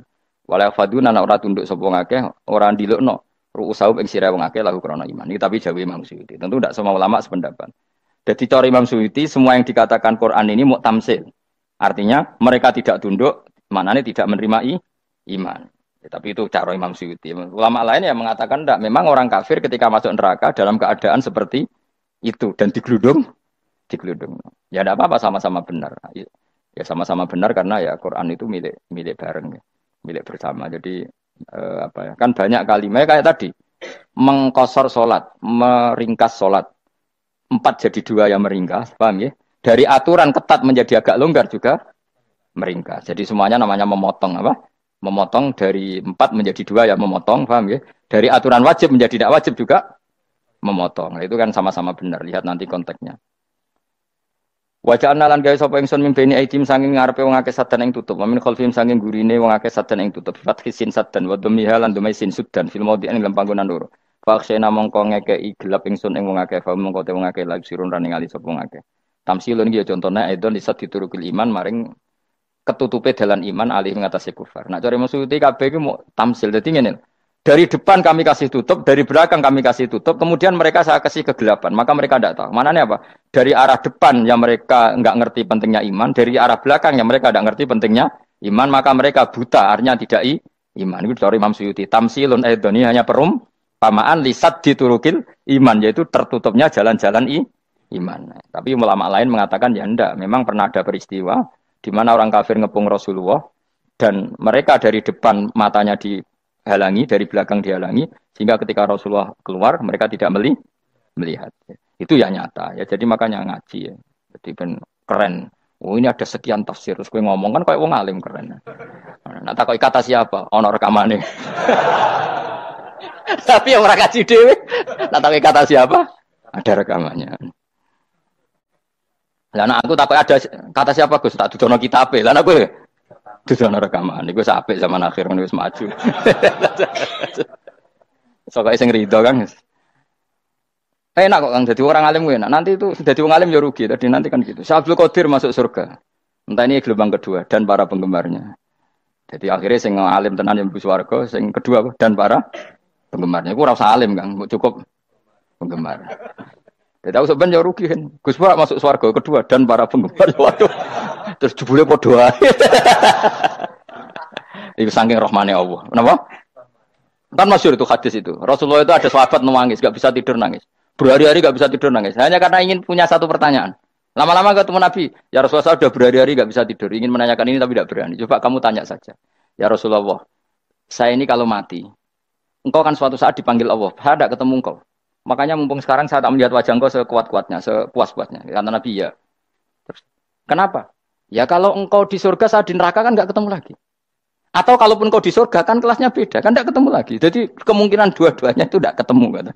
Karena tadi bisa saja, ya, artinya Nabi karuan di surga, saya di neraka enggak ketemu. Atau engkau di surga, saya di surga pun beda kelas, ya enggak ketemu. Terus kata Nabi, enggak begitu aturan mainnya. Almar'u ma'aman ahabba. Orang itu sesuai yang dia orang bersama orang yang dicintai. Jadi ya saya harus ikhlas kalau kamu saingi nanti. Ya, takdir no. Wasawana ni podo uga ale ngatasi wong akeh angger tau te ngekek peringatan sira gumeng wong akeh tahqiqil hamzatain angger ta. Wa ibdali saniyati alifan angger ta humata sili ala nasil hamzah wa itu khali alifan wa pun alif binal musahalan dan hamzah sing ditasil wa ukhra lan ya wa tarqilan tinggal itu khali. Amlam tungfirhum. Wong ra wis bakat kafir, mbok elingno cek rambu elingno tetep la yuk minun ora gelem iman. Lah sing iman iku sapa inama tungziru mestine ngelingno sira. Maksude yan fa'u tegese manfaat apa ing daruka peringatan sira. Peringatanmu manfaat man ing wong ittaba kang anut sapa man atikra ing Qur'an Qur'an tegese Qur'an. Wa khasyalan wedi sapa man ar-rahman ing awase rahman bil ghaibi padahal ora roh pangeran. Ya khofa tegese wedi sapa wong ing Allah, toh walam yara ora ningali sapa wong ing Allah. Nane bil ghaibi itu apa? Takut Allah dalam keadaan toh dia tidak melihat Allah lang. Mereka tak tafsiri bil ghaibi barang gaib ning Indonesia terjemahane hantu. Melihat alam gaib itu maknanya apa dalam bahasa Indonesia? Hantu. Mulane bil ghaibi rata terjemah apa? Ya namanya ini wa khosyalan wedi sapa wong ar-rahman ing wasi rahman bil ghaibi padahal dene ora roh langsung. Ya ora usah diterjemah ya. Terjemah dadi apa? Barang gaib malah repot. Fa basiru mongko ngeke berita gembira sira ing man bimaghfiratin kelawan pengempuranan wa ajrin dan ganjaran karimin kang terhormat. Orang yang seperti itu yang ikuti Quran dan takut Allah itu layak mendapat maghfirah wa ajrin karim wa ta'ala jur karim wal jannatu swarga. Inna satamna ingsun wa nahnu ya ingsun iku nuhyi uripna ingsun al mauta ing wong sing mati libasi krana pas. Wa natubulan nulis ingsun fil lauhil mahfuz ma ing apa wae kodamu kang nglakoni sapa ngake fi hayatihim. Di lauh mahfuz apa yang pernah kamu lakukan ditulis min khairin kaapian wasari dan kaelean li yujazau supaya diwales sapa ngake alih ing atase iki. Wa atharahum lan yo tak tulis bekas-bekas kelakuanem. Matek saya perkara ustun kang digawe sunah apa bima badam sak usum ngake. Jadi perilaku kamu ditulis setelah kamu mati ya masih ditulis yaitu bekas-bekas sunnah kamu yang pernah kamu lakukan. Jadi misalnya kayak kok penemu judi, selama ada orang judi ya kamu dapat, paham ya? Paham ya? Loro gak ya? Makanya ulama ngendikan dulu tubalil amwat Tuba liman mata wa matat ma'ahu dzunubu. Bejo wong mati kemudian dosa-dosane melok mati pisan. Maknanya dia mati dalam keadaan tidak pernah melahirkan sunnah keburukan. Paham ya? Tapi bejo wong sing mati kemudian dia meninggalkan sunnah kebaikan yang diikuti terus. Kok sampean ini lho bener. Gak paham jalan lah, nggo jalan kalau turun ngaji. Sehingga sebenarnya anak gak paham lah ya gowo. Lho kok gowo jalan cung dhisik bapak ra paham lah ya gowo. Itu sudah bagus. Apa? Bagus. Berarti pokoknya anut anak ya anut. Pokoknya keren, pokoknya keren sampean keren. Jadi nanti sampean anak tuku jalanan takoki, Pak, kok tuku jalan dhisik bapakku ning lemari iki ono jalanan. Lah tapi dhisik bapak paham yo ora ya paham padha. Wis stop, stop. Jelas ya gitu anak tubuh mangkodamu wa atharoh. Makanya sisa-sisa amal kita, bekas-bekas amal kita semuanya adalah ditulis sampai Allah Subhanahu wa taala. Mulane kula kepengin jenengan nate syukuran, pisan-pisan nate syukuran. Pertama anak kita bisa sholat. Guling-gilingan banyak orang syukuran perkara ulang tahun. Kenapa pertama anak kita bisa sholat kita tidak pernah apa? Syukuran. Padahal sholat itu yang menjadi identitas anak kita, kehambaannya ila yaumil kiamah. Mbok ya orang itu gitu. Sehingga nanti anak kita tuh senang sekali. Itu saya itu kalau agak marah, itu anak saya yang paling kecil, baru umur 6 tahun. Itu tahu-tahu bilang, "Pak, saya sudah sholat." Karena dia tahu, saya itu paling terhibur kalau ada berita sudah sholat. Jadi itu penting supaya orang itu tahu orientasinya bapak itu sholat. Jadi jangan sampai terus anak kita kalau ulang tahun syukuran, tapi pas sholat kita dingin-dingin saja. Lama-lama anak kita berperasaan sholat itu tidak penting. Buktinya apresiasi bapak biasa saja. Itu contoh kecil. Sehingga nanti tertanam, anak kamu tertanam, nanti cucu kamu tertanam. Jadi itu namanya asar apa? Asar. Jadi harus seperti itu. Jadi ya itu namanya asar. Makanya Nabi Ibrahim nggak berani minta uang sama Allah. Minta rezeki gak berani. Tapi kalau dia menyebut sholat dulu baru berani. Rabbana liyuqimus sholat faj'al afidatam minan nas tahwi ilaihim warzuqhum. Kata Ibrahim, supaya mereka kuat sholat ya Allah. Enggak apa-apa kamu kasih makan. Supaya kuat sholat. Karena kalau Nabi Ibrahim hanya berdoa, ya Allah kasih mereka makan. Nah gue zino, gue demenan, gue judi. Nabi Ibrahim melok dosa. Makanya dimulai Rabbana liyuqimus sholat. Supaya mereka kuat sholat ya Allah. Enggak apa-apa mereka kasih makan. Jadi supaya ini sholat jadi pokok. Kenapa kita makan? Supaya kuat sholat. Andai kan Ibrahim hanya berdoa supaya kasih makan mereka. Kemudian kekuatan itu dipakai maksiat. Ibrahim kan ikut dosa. Itu sirinya kenapa doanya Robbana liyuqimus sholat. Ya. Jadi kata liyuqimus sholat didahulukan. Apa? Supaya mereka kuat sholat. Maka kasihlah makan. Kasihlah rezeki. Jadi supaya sholat jadi pusat orientasi. Itu harus dilatih. Ya tentu kamu ngelatihnya ya sidik-sidik. Wong anak esopo kan gitu, tapi ini kan cerita aja. Maksudnya orangnya biasa wae, Maksudnya aku mau cerita. Kue gelo ya monggo, terus mutung ra ngaji ya monggo, gampang. Kue ra ngaji, aku golek murid kok kue gampang. Kue golek guru kaya aku kangelan. Ya maksudnya sing gelem ngalah teko ini kan. Oh, liyane larang kang nyewane. Wa asarohum lan bekas-bekasnya mereka. Makanya ketika Ahmad bin Hambal itu ahli hadis karena selagi riwayatnya dia dipakai orang tahu Rasulullah itu karena ahli hadis. Bener yang paling hebat tentu qala Rasulullah. Tapi apa artinya qala Rasulullah kalau enggak diriwayatkan ulama dari ulama sampai kita. Tapi apa artinya sampai kita nak gak ono sing ngalahi maca ngene iki. Mburohno maca ngene. Paham nggih? Ayo jajal ke tuku kitab Musnad Ahmad. Nak ora roh gubedi larang ngono tok. Mergo ora ono sing maca ora roh isine paling kenangan apa? Gubedi larang. Tapi baru kayak sing maca kemudian bisa. Ini juga asar. Muawiyah seneng Ali. Walhasil Amar ditemuin sama ya Muawiyah. Al-ana dhuhara bi anna fi'ati haqqun wa fi'ataka baghiyah. Sekarang kelihatan siapa yang benar. Saya yang benar, kamu yang salah. Kenapa? Karena Ammar kelompokku dan terbunuh oleh kelompok kamu. Padahal kata Rasulullah yang membunuh Ammar adalah kelompok yang salah. Tapi Muawiyah pintar sekali. Dia jawabnya gini. Laula kama kutila Ammar. Ammar terbunuh karena bela-belain kamu. Kalau kamu tidak nyuruh dia perang juga gak terbunuh kan. Jadi kamu ikut andil terbunuhnya siapa? Ammar. Tapi apa kata Sayyidina Ali? Idzan qatala Rasulullah Hamzah. Kalau teori itu Anda pakai, Rasulullah pun membunuh Hamzah. Sekarang Hamzah perang karena suruhan siapa? Rasulullah. Yang membunuh Hamzah siapa? Wahsy. Kalau teori itu Anda pakai, berarti Rasulullah pun membunuh Hamzah. Terus fasa kata Muawiyah, Muawiyah diam. Jadi fikih pun tuh diputuskan lewat pikiran ekstrim. Tapi bukan ekstrim yang merugikan orang lain. Ya, kalau merugikan orang lain namanya sudah la darara wa la dirar. Dia menyalahi aturan itu. Makanya saya pernah ngaji di sini dulu ketika tahun kemarin. Fikih-fikih Islam itu punya rumus, itu ya gara-gara pikiran ekstrim sebetulnya. Saya pernah nyontohkan adalah orang tuh kalau sholat jenazah itu mayitnya di depan. Itu ulama fikih tidak ada yang punya alasan. Mau hanya bilang gini, hakada wajadna salafan wa khulafan. Mulai dulu kalau nyolati mayit ya jenazahnya di depan. Kayaknya gitu saja, tidak punya alasan.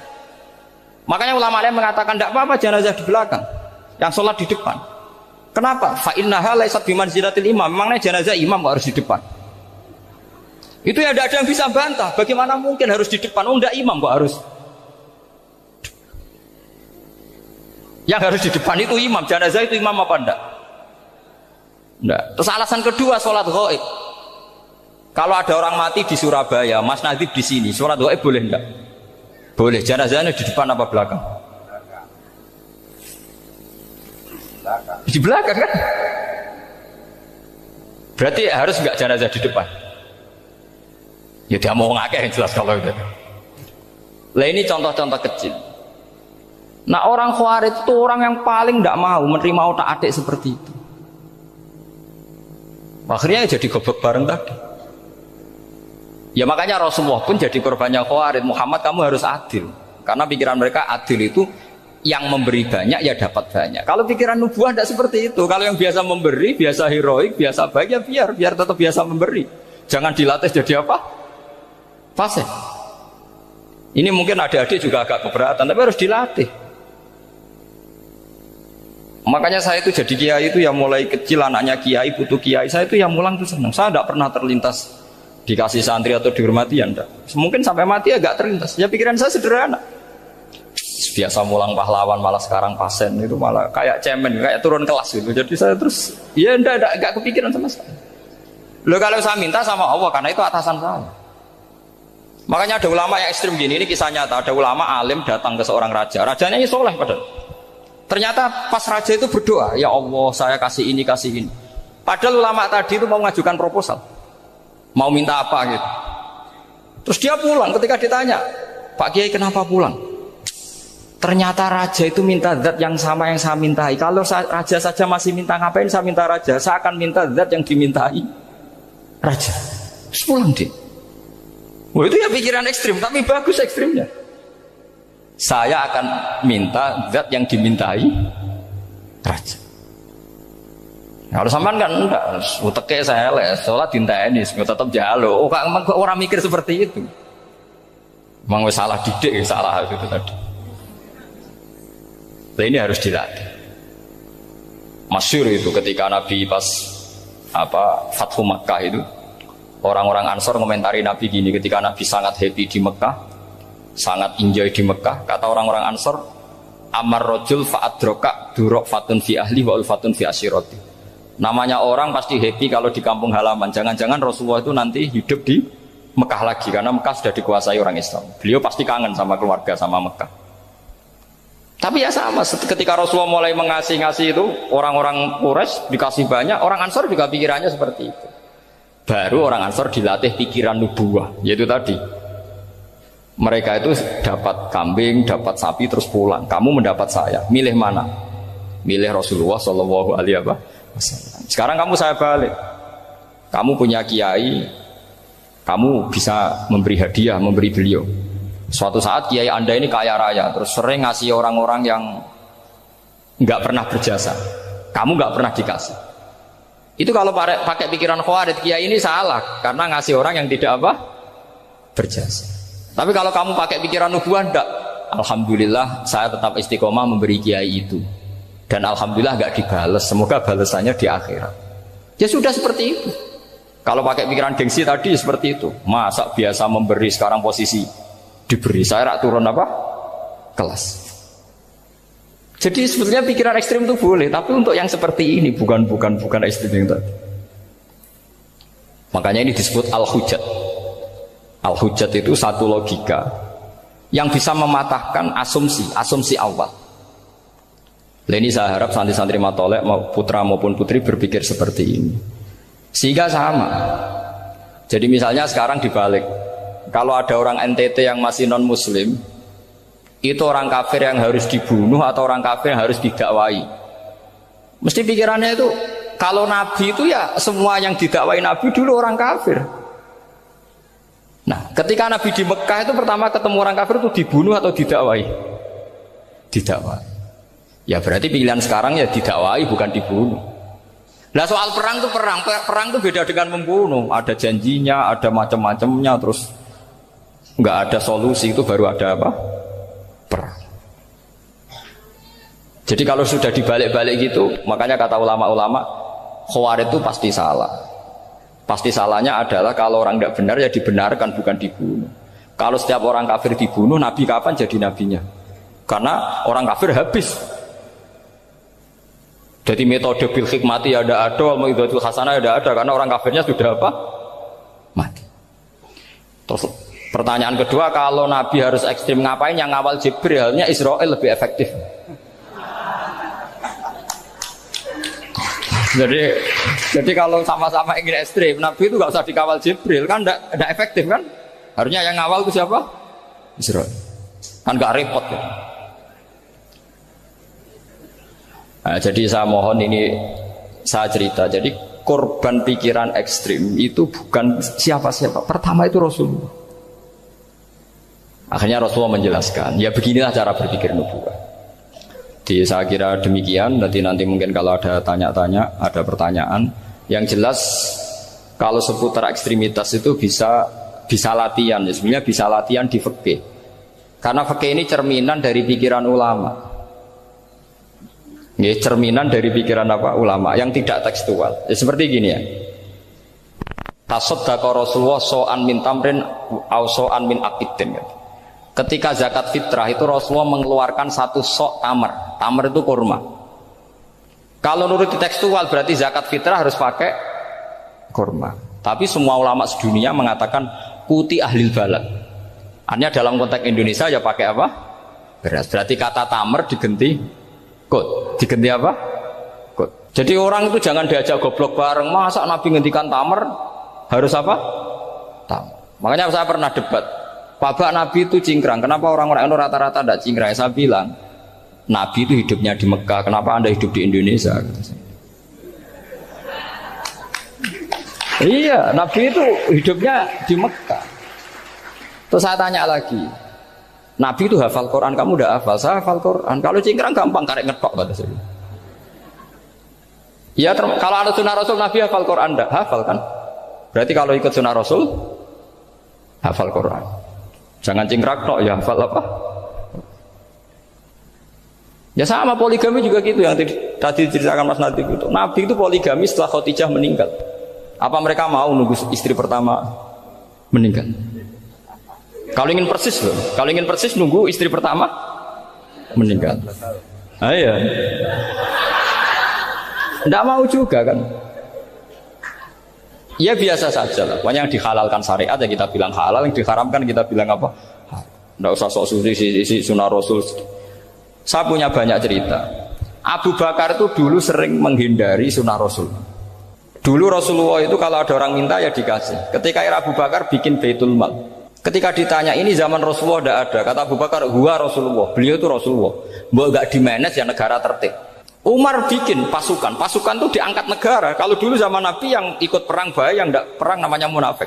Era Umar tidak, militer itu ditunjuk. Ya digaji pakai Diwanul Murtaziqah. Ketika ditanya kenapa tidak kayak Rasulullah, huwa Rasulullah, mbok tidak tertib pun tetap negara stabil. Karena ada karismanya.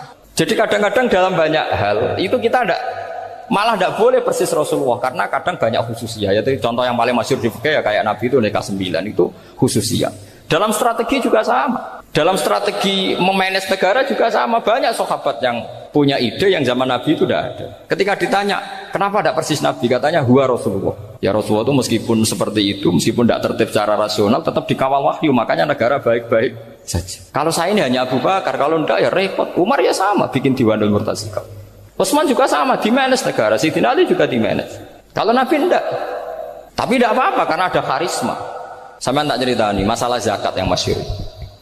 Orang paling bakhil sekalipun, paling kikir sekalipun itu zaman Rasulullah bayar zakat. Karena pikirannya setelah zakat dikasihkan, Rasulullah mendoakan. Khudh min amwalihim shadaqatan tutahhiruhum wa tuzakkihim biha wa sholli alaihim. Inna sholataka sakanul lahum. Era Abu Bakar enggak. Sorry ya Bapak Bakrin, dulu kita zakat sama Rasulullah karena didoakan beliau. Kamu hanya Abu Bakar, saya tidak mau zakat. Ya sama lah seperti orang dipimpin ulama-ulama karismatik. Orang dipimpin Badola itu tidak usah metai, santri sudah nurut. Dipimpin Usman Nazif, gak bikin pelaturan, habis pondok. Kalau tidak ngancam, gak gini, ditakzir, gak gini, habis. Zaman Badola dehem tok santri wedi. Mas Nazif dehem enggak ada. Nah, makanya Rasulullah itu tidak banyak bikin pelaturan. Rasulullah itu kalau mau perang itu hanya bilang sahabat, saya besok ditantang Abu Sufyan di sini. Saya mau perang. Oh itu sahabat ikut semua. Orang melihat wajahnya, melihat karismanya sudah tertarik ingin menyelamatkan beliau. Kita tidak akan ridho Rasulullah keluar sendiri. Kalau Abu Bakar ya enggak. Pertama Abu Bakar pidato sudah sopan. Saya memimpin kamu. Ini qatwul litu walastu bi khairikum. Saya ini memimpin kamu, tapi bukan berarti saya yang terbaik. Jika saya benar maka dukunglah. Kalau salah ingatkan. Itu pertama orang-orang bilang apa? Fawwah la uqiman naka bisayf. Nanti kalau Anda salah tak ingatkan pakai pedang. Ya karena hanya Abu Bakar bukan Rasul. Jika diaturlah ini ada militer, ada pengawal, ada Baitul Mal. Era Umar lebih modern lagi, ada Diwanul Murtazikoh, ada macam-macam. Ya Rasulullah nggak ada. Nah sekarang orang sidik-sidik muni sunnah Rasul, padahal ada sunnah Rasul yang khasnya Rasulullah sebagai nubuwah. Khasnya Rasulullah sebagai apa? Nubuwah. Coba Nabi itu istrinya 9, semuanya cerita tentang tahajudnya Nabi, witirnya Nabi. Apa kira-kira Mas Nadif kalau punya istri 4 ceritanya tentang tahajudnya Mas Nadif? Kan enggak. Nah, jadi saya mohon, sebetulnya pikiran-pikiran ekstrim itu karena enggak mau belajar. Enggak mau belajar. Kalau mau belajar itu kata Imam Ghazali itu dalam kitab Imla, Al-Imla fi Iskalatil Ikhya itu. Fal ma'ani awsa'u minal ibarat. Yang namanya ma'ani itu awsa'u apa? Minal ibarat. Jadi yang fal ma'ani awsa'u minal ibarat. Jadi yang namanya makna itu lebih luas minal apa? Ibarat. Nah, ini contoh yang paling nyata ya Sayyidina Ali. Ketika Sayyidina Ali perang sama Muawiyah, itu Sayyidina Ali bilang sebaiknya Muawiyah kirim delegasi mediator. Saya juga kirim mediator. Terus orang-orang Khawarij karena tadi tekstual. Mahadha ya Ali. Ini apa ya Ali? Lam yujad fi kitabillah. Aturan mediator itu tidak ada di Quran. Bahwa kalau kita perang harus ada mediator itu tidak ada.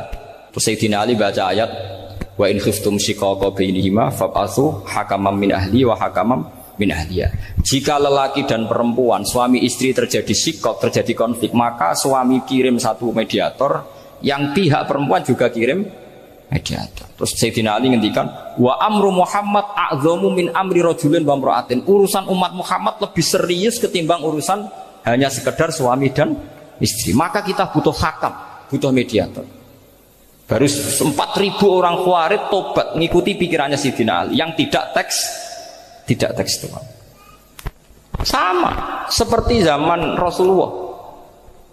Ketika Rasulullah mau perang Badar, saya ini mau perang Badar kata Rasulullah. Musuh saya itu 1.000 lebih.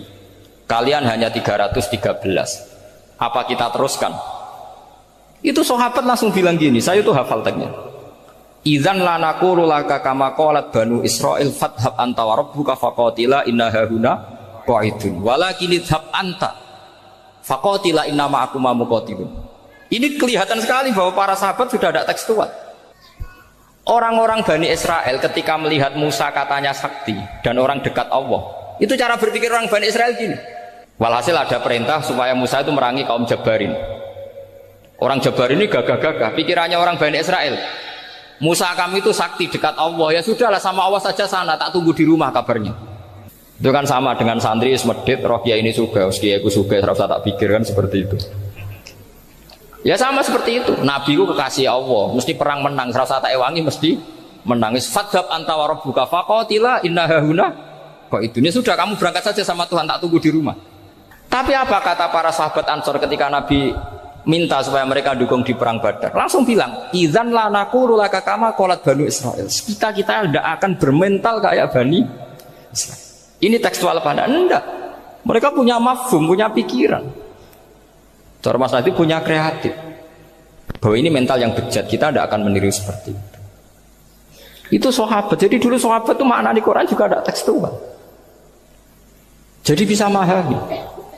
Nah sekarang orang memaksa semuanya harus tekstual. Ya meskipun tadi jangan terlalu liar terus menjadi liberal. Tapi saya tidak tahu kalau contohnya Mas Nadim tadi pakai kondom istiqomah, tidak tahu itu pikirannya Jil apa Mas Nadim, tidak tahu saya itu. Itu tidak tahu kok sampai sembeling itu saya tidak tahu. Kok lagi juga kalau tidak bisa nyontohkan yang di luar itu, saya itu ya tidak tahu. Mulai dulu ilmunya seperti itu terus gitu. Ya tidak tahu lagi. Jadi mulai dulu zaman Nabi pun itu sudah ada pikiran-pikiran seperti itu. Jadi tekstual atau harfiah itu ya enggak. Nyatanya sahabat langsung bilang idzan lanaku laka kama qalat banu apa? Isra. Ad-dinu yusrun wala yusyadha hadatina ahadun illa ghalabahu. Yasiru wala tu'assiru basyiru wala tunaffiru. Makanya kowe ora usah sok suci, hidup itu enggak ada pilihan. Misalnya kalau saya ditanya, bina wong fasik itu penting enggak? Penting. Tapi kancanan wong fasik ku haram, mari katut. Kowe kancanan wong fasik ku haram, mari katut fasik. Ti ngembarno wong fasik umat Rasulullah ya haram, umat Nabi kok mbarno. Kancanan yo haram, ngembarno haram. Lah terus piye, Gus? Ya ora piye-piye. Ayo saiki misale kowe ngembarno wong ayu tiba ning dalan, haram to ora? Haram. Terus mbok gendong, haram to. Hidup itu tidak banyak pilihan. Jadi dilema dari guru-guru dilema. Makanya apa ya seperti itu istafti kolbak takokno atimu. Motive nulung iku nulung apa sahabat? Ya sudah seperti nggak ada pilihan. Motivem kancanan wong fasik iku mergo enak kancanan wong fasik. Delok dangdut pantes apa pantes. Apa motifmu didik? Ayo rata-rata ke kancanan wong fasik motifmu didik apa enak kancanan wong fasik? Enak. Haram berarti. Ya seperti itu. Memang banyak sesuatu yang apa? Makanya banyak ulama ngendikan banyak perilaku duniawi yang menjadi amal ukhrawi karena niat. Juga sebaliknya banyak perilaku ukhrawi yang akhirnya menjadi duniawi juga karena niat. Makanya niat itu diatur sedemikian rupa. Nah, ini juga sama. Duduk tasahud akhir. Ayo. Duduknya dulu, duduk tasahud, baca sholawat. Itu satu paket. Makanya al-atasek wal asir wal hadi asar at-tasahud wa qu'uduhu wa sholat ala nabi sallallahu alaihi wasallam. Fatasahudu mongkoti tasahud wa qu'uduhu lan lungguh tasahud. In aqobahuma lamun ana sing maca akibah tapi sami nggih. Lamun mungkasi utawa nyusuli huma ing tasahud lan qu'ud apa salamun salam. Iku ruknani berarti rukun karone. Jadi tasahud yang diakhiri salam itu berstatus rukun. Berarti tasahud awal berstatus sunnat karena tidak diakhiri salam. Jadi nak wonten tiyang traweh kok 4 rakaat langsung salam itu enggak bisa dikatakan batal karena statusnya tasahud awal napa? Sunnat. Nggih. Tapi kalau traweh itu sudah monggo kalau tarawih itu sudah menjadi alamiah, jadi biasanya ulama berdebatnya begini, ini dengerin ya. Kata tarawih itu alamiah, apa implementasi dari Qiyamul Lail? Ayo jawab. Tarawih itu alamiah, apa implementasi dari Qiyamul Ramadan? Kalau kamu katakan Qiyamul Ramadan, maka ada orang tarawih langsung 4 rakaat tanpa tasyahud awal, harus kamu katakan sah karena tasyahud awal berstatus sunnah. Tadi kan dikatakan tasyahud yang wajib itu yang diakhiri salam, berarti tasyahud awal sunnah. Di mana-mana kalau sunat boleh ditinggalkan. Tapi ada ulama yang agak ekstrim mengatakan begini cara berpikir, tarawih itu alamiah. Alamiah yang dikatakan tarawih, yang dikatakan tarawih adalah sholat 2 rakaat dengan 1 salam. Paham ya? Artinya kalau 4 rakaat dengan 1 salam itu namanya tidak tarawih. Paham ya? Makanya seperti itu tuh ya gak usah diperdebatkan. Seperti gini, sampean kalau sholat witir aku yakin akeh sing batal, cuma pangeran maklumi. Aku yakin akeh sing batal tapi pangeran maklumi. Jadi disahno, kenapa sah? Dimaklumi Allah Subhanahu wa taala tadi. Kamu kalau witir kan 2 rakaat dulu. 2 rakaat setelah itu. Sekarang pertanyaan saya, ketika 2 rakaat kowe niat tembi. Wong niate witir kok genep. Ya kan? Apa? Lah pertanyaannya begini, ketika rakaat ini minal witri, kemudian orang ini ternyata nggak nerusno sing sak rakaat. Itu sah sebagai witir apa sholat biasa? Loh, ada nih gue. Murid temu beling-beling ya. Modelnya itu mau rasa ya. Tapi ya apa kagak zaman akhir ya sampai. Ndak, ketika 2 rakaat itu jenenge sholat witir apa ndak gitu saja pertanyaan. Orang oleh ngeper, jawabnya ngono tok. Ketika 2 rakaat itu witir apa enggak? Tidak.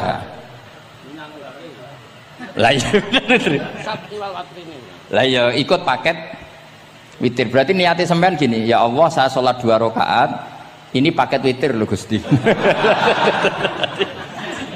Makanya shollu sunnatan rakaat ini minal witri. Jadi seperti itu kan bingung kita. Nah sekarang begini, ndak ini latihan fikih karena saya pengajar fikih. Kalau ada orang sholat, ya saya ulang lagi ya, ada orang misalnya begini, ada orang sholat terus sarungnya itu pas sampai dengkul, sampai lutut. Kalau dia rukuk pasti jengking pupune ketok. Iku batale ngenteni wis rukuk apa mulai pertama batal? Enggak, jawab saja. Apa? Ketika rukuk apa mulai berdiri sudah batal? Ketika rukuk. Awas eling-eling ya. Ndak ini undian berhadiah. Itu di Asbawan Nadhair itu ada pertanyaan gini. Lalu yang dikatakan sholat itu apa?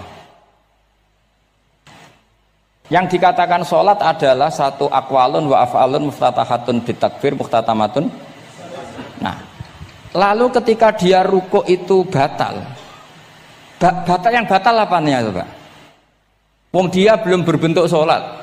Berbentuk sholat itu kan kalau sudah absolut sampai salah. Yang batal itu apanya? Wong sholatnya erong kasil lah.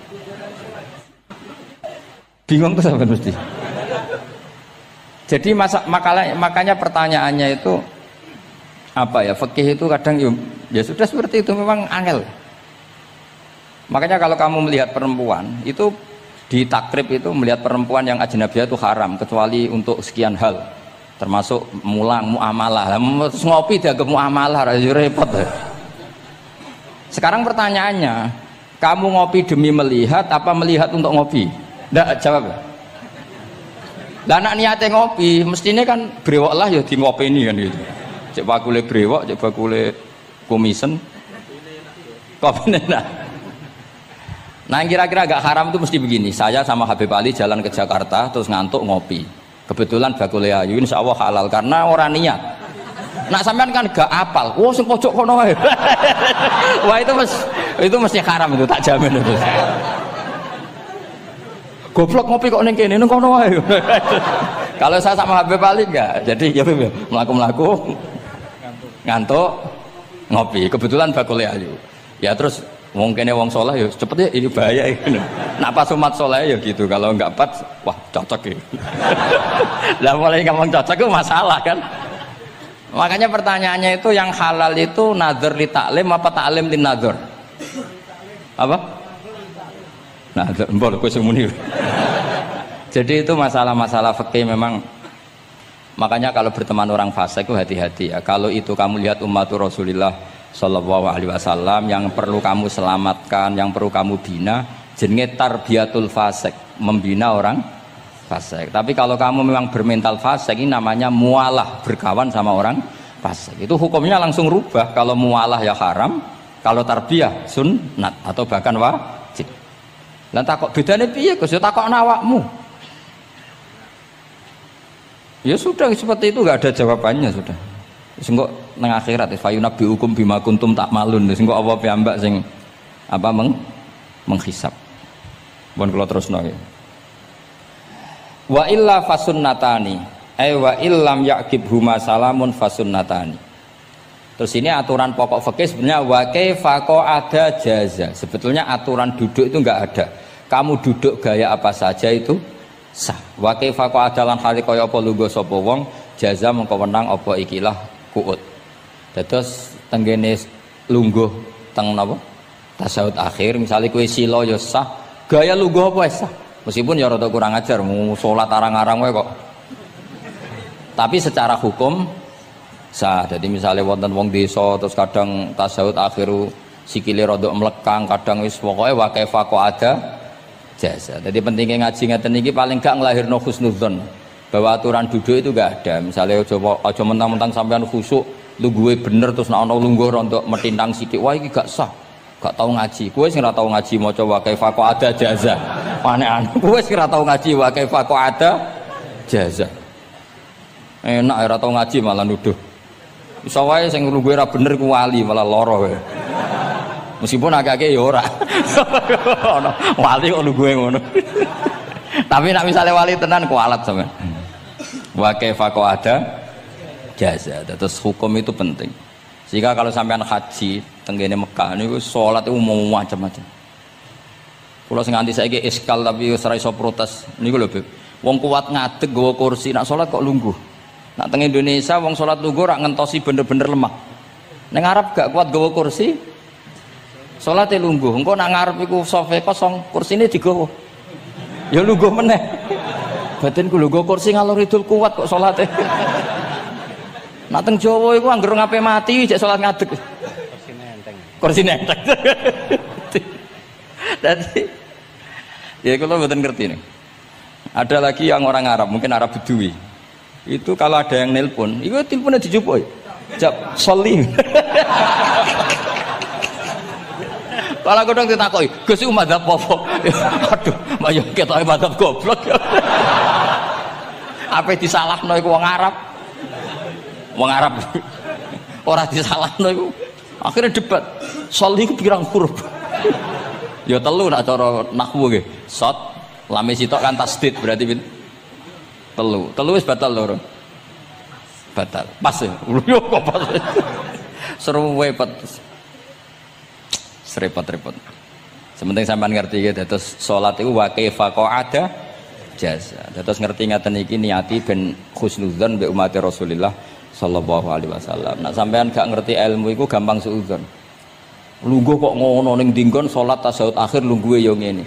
Lah lungguh yang dilakukan Rasulullah itu bayangan ideal, standar ideal tasawuf akhir duduke ya kaya Rasulullah sing ditirakno para ulama sampai guru-guru kita. Tapi ku tetap standar afdholiyah, standar utama. Tapi sakjane wa kaifa ada jaza. Jadi penting sanggep ae ben mari husnudzon. Di misalnya orang tasawuf akhir kok ambek swilo ngono wis. Anggap ojo tuh, wah aliran nih, ojo ngono sih. Iki bar ngaji Minhajut Thalibin lagi seneng-senenge praktek ngono. Tapi ya ora pati wali mesti. Wali kok kontroversi aneh-aneh. Cuma umpama ngono kowe aja langsung darani gak sah. Apa meneh nuduh aliran. Wis biasa wae, tapi aja praktekno nggih. Pokoke umume wong lah ben gak kontroversi. Tapi kalau ngadepi wong liya tetap kita keyakinan wa kaifa ada jasa dengan duduk gaya apa saja sah. Kados sing teng Arab yang gendut lho nak salat kan sikile di slujungno. Mergo jajal tahiyat kados umume tiyang nggih geblek kula nate ro wong gendut nata wetenge kan gak iso. Dadi lungguh sikire to bujur. Lah mergo jajal praktekno guling tenan. Nah niku takbire ya wa kaifa ada jasa. Tapi Pak Ngangan ya ora sopan wong sowan pangeran kok ngono iku terus piye? Lah Pak ini baru kayak ngaji gitu terus wong niku ben gampang husnudzon ambek umat Rasulullah sallallahu alaihi wasallam. Mergi kita tuh gak mungkin bayangno donya ideal itu ora mungkin. Kok jeneng roh tiyang tawaf ngono semua macam-macam. Coba misalnya boten-enten pendapat Imam Malik sing darani batale wudu nyuwun sewu lamsu maknane jima. Madzhabe Abdul bin Abbas. Lah sampean tawaf ya mesti rasah, mesti kedemek wong wedok. Kedemeke wong ayu-ayu, kadang kowe ya gelem tenan. Lha itu satu-satunya solusi ke kita intikal napa? Mazhab. Oh, tetep ra iso ora kedemek. Wis aku ora ganteng lah tetep kedemek. Niat khusyuk gitu tetep kedemek. Apa meneh awale wis rapati khusyuk. Lho kula wis wong khusyuke kedemek. Kula nate tawaf pas haji, kula haji tahun 2012 nomor 13. Bar tawaf beb niku tok sak iku entuk bojone wong ya. Dadi ndekne nyangka aku bojone dicekeli pundakku. Wong tawaf wong lanang kan ngomong kan dari belakang kan sama semua. Bareng terakhir didelok, lho, jebule ora. Piye gitu. Lah aku yo ora krasa lagi usul pangeran coba.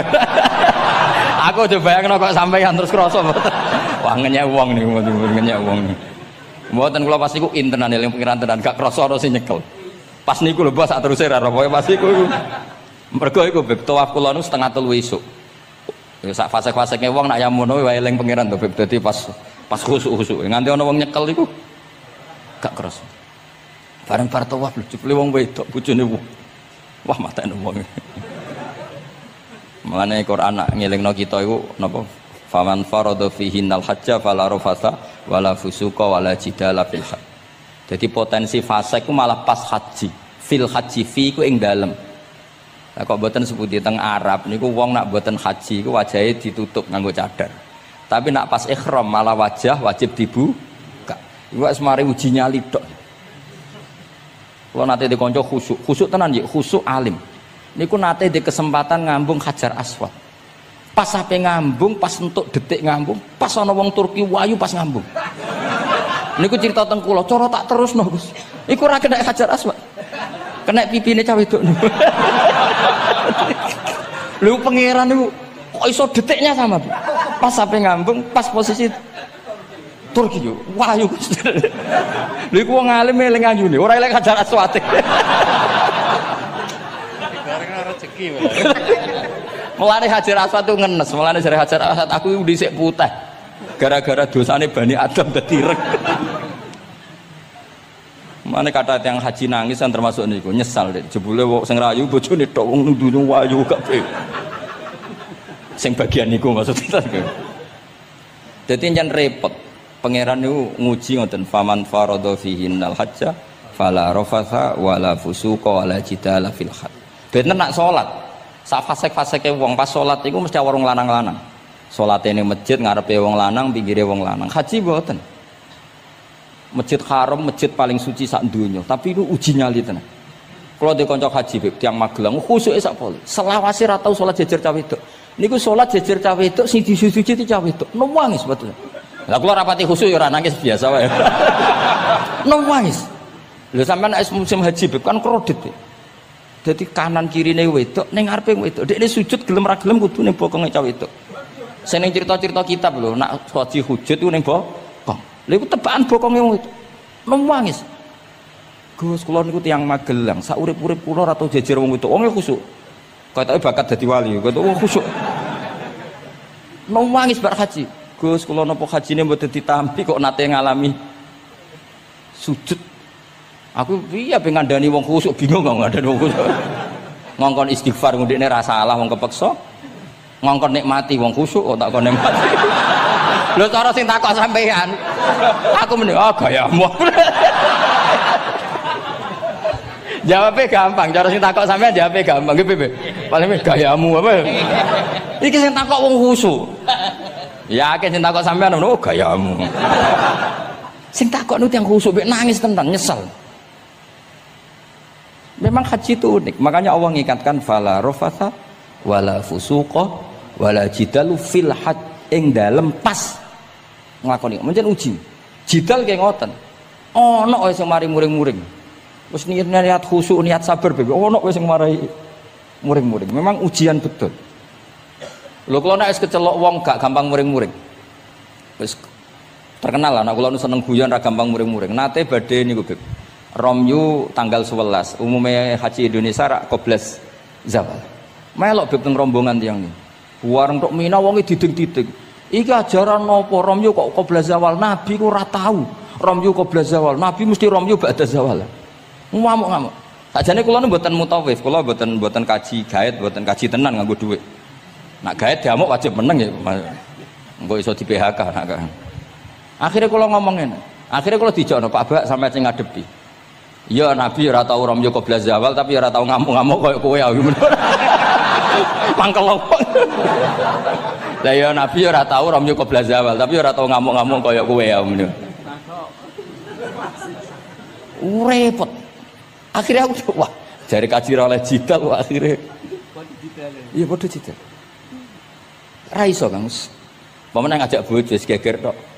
Kalau di konco ngajak bojo, sing kancane sitok ngajak bojo wong Jogja. Beb. Nah bojo sitoke niku Beb niku isuk-isuk gekno teh sing lanang. Isuk-isuk gekno teh kopi. Sing di bojo ora gawekno teh. Wong wedok wae ngono maksude. Jawabe sing wedok, "Lah piye ijolan?"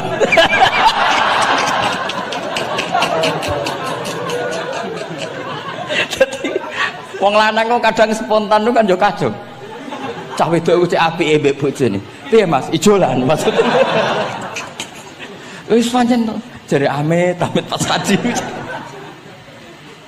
Ayo sapa sing kaji ora jidal ben ora raine. Sing ngene-ngene iki lho. Wong aja ulama aja Habib iku wis gak mlebu kias sing umum-umum ngono. Wes angel. Ono catering terlambat, wah ada saja yang bikin apa? Emosi. Kalau kaji tak rileks. Tapi ya sono ngono pidato ning Mina ono macam-macam ribet. Itu fil khat. Allah memang dari awal memperingatkan potensi maksiat itu justru fil khat ketika musim haji. Pemene wae perkara dam wis macam-macam. Mun kula terusno sing penting kaidah teng salat wa kaifa qa'ada jaz. Kados wingi Imam Rafi'i dawaken salat sujud itu cukup watul jabha. Niku nggih guling-gilingan ben gak gampang suudzon mek tiyang lintu. Nah, kita piyambak ndak akan mempraktekkan itu. Kita tetap sujud melibatkan 7 anggota. Cuma nak ana sing ngono gak gampang suudzon. Wong bar ngaji minhajud talibin. Dadi ana gunane lah. Wa kaifa qa'ada jaz. Jadi duduk dengan gaya apa saja berstatus sah. Ya, duduk dengan gaya apa saja berstatus sah. Tapi saya ulang lagi, tentu kita tidak meraktekkan itu. Kita duduk tasahud awal gederekno para guru, tasahud sani gederekno para guru. Cuma status hukum wa kaifa qa'ada jaza, dengan duduk gaya apa saja sah. Karena kita tidak pernah tahu. Ana wong duduke mingkrang jebule mbok salahno, mbok takokno jebule udunen kan ya ora roh. Salat kok modele ngono ku model apa? Jebule wonge napa? Udunen utawa wonge bar digi panjen sikile ra iso ditekuk barang mbok amuk salat kok ujug-ujug bar gipan lho gipan. Kan ndak pernah tahu, makanya ini butuh perangkat hukum. Jadi wong alim butuh itu khazanah hukum supaya agama ini luas. Ad-dinu yusrun wala yusyadahadatina ahadun illa ghalabahu yasiru wala tu'assiru basyiru wala tunaffiru.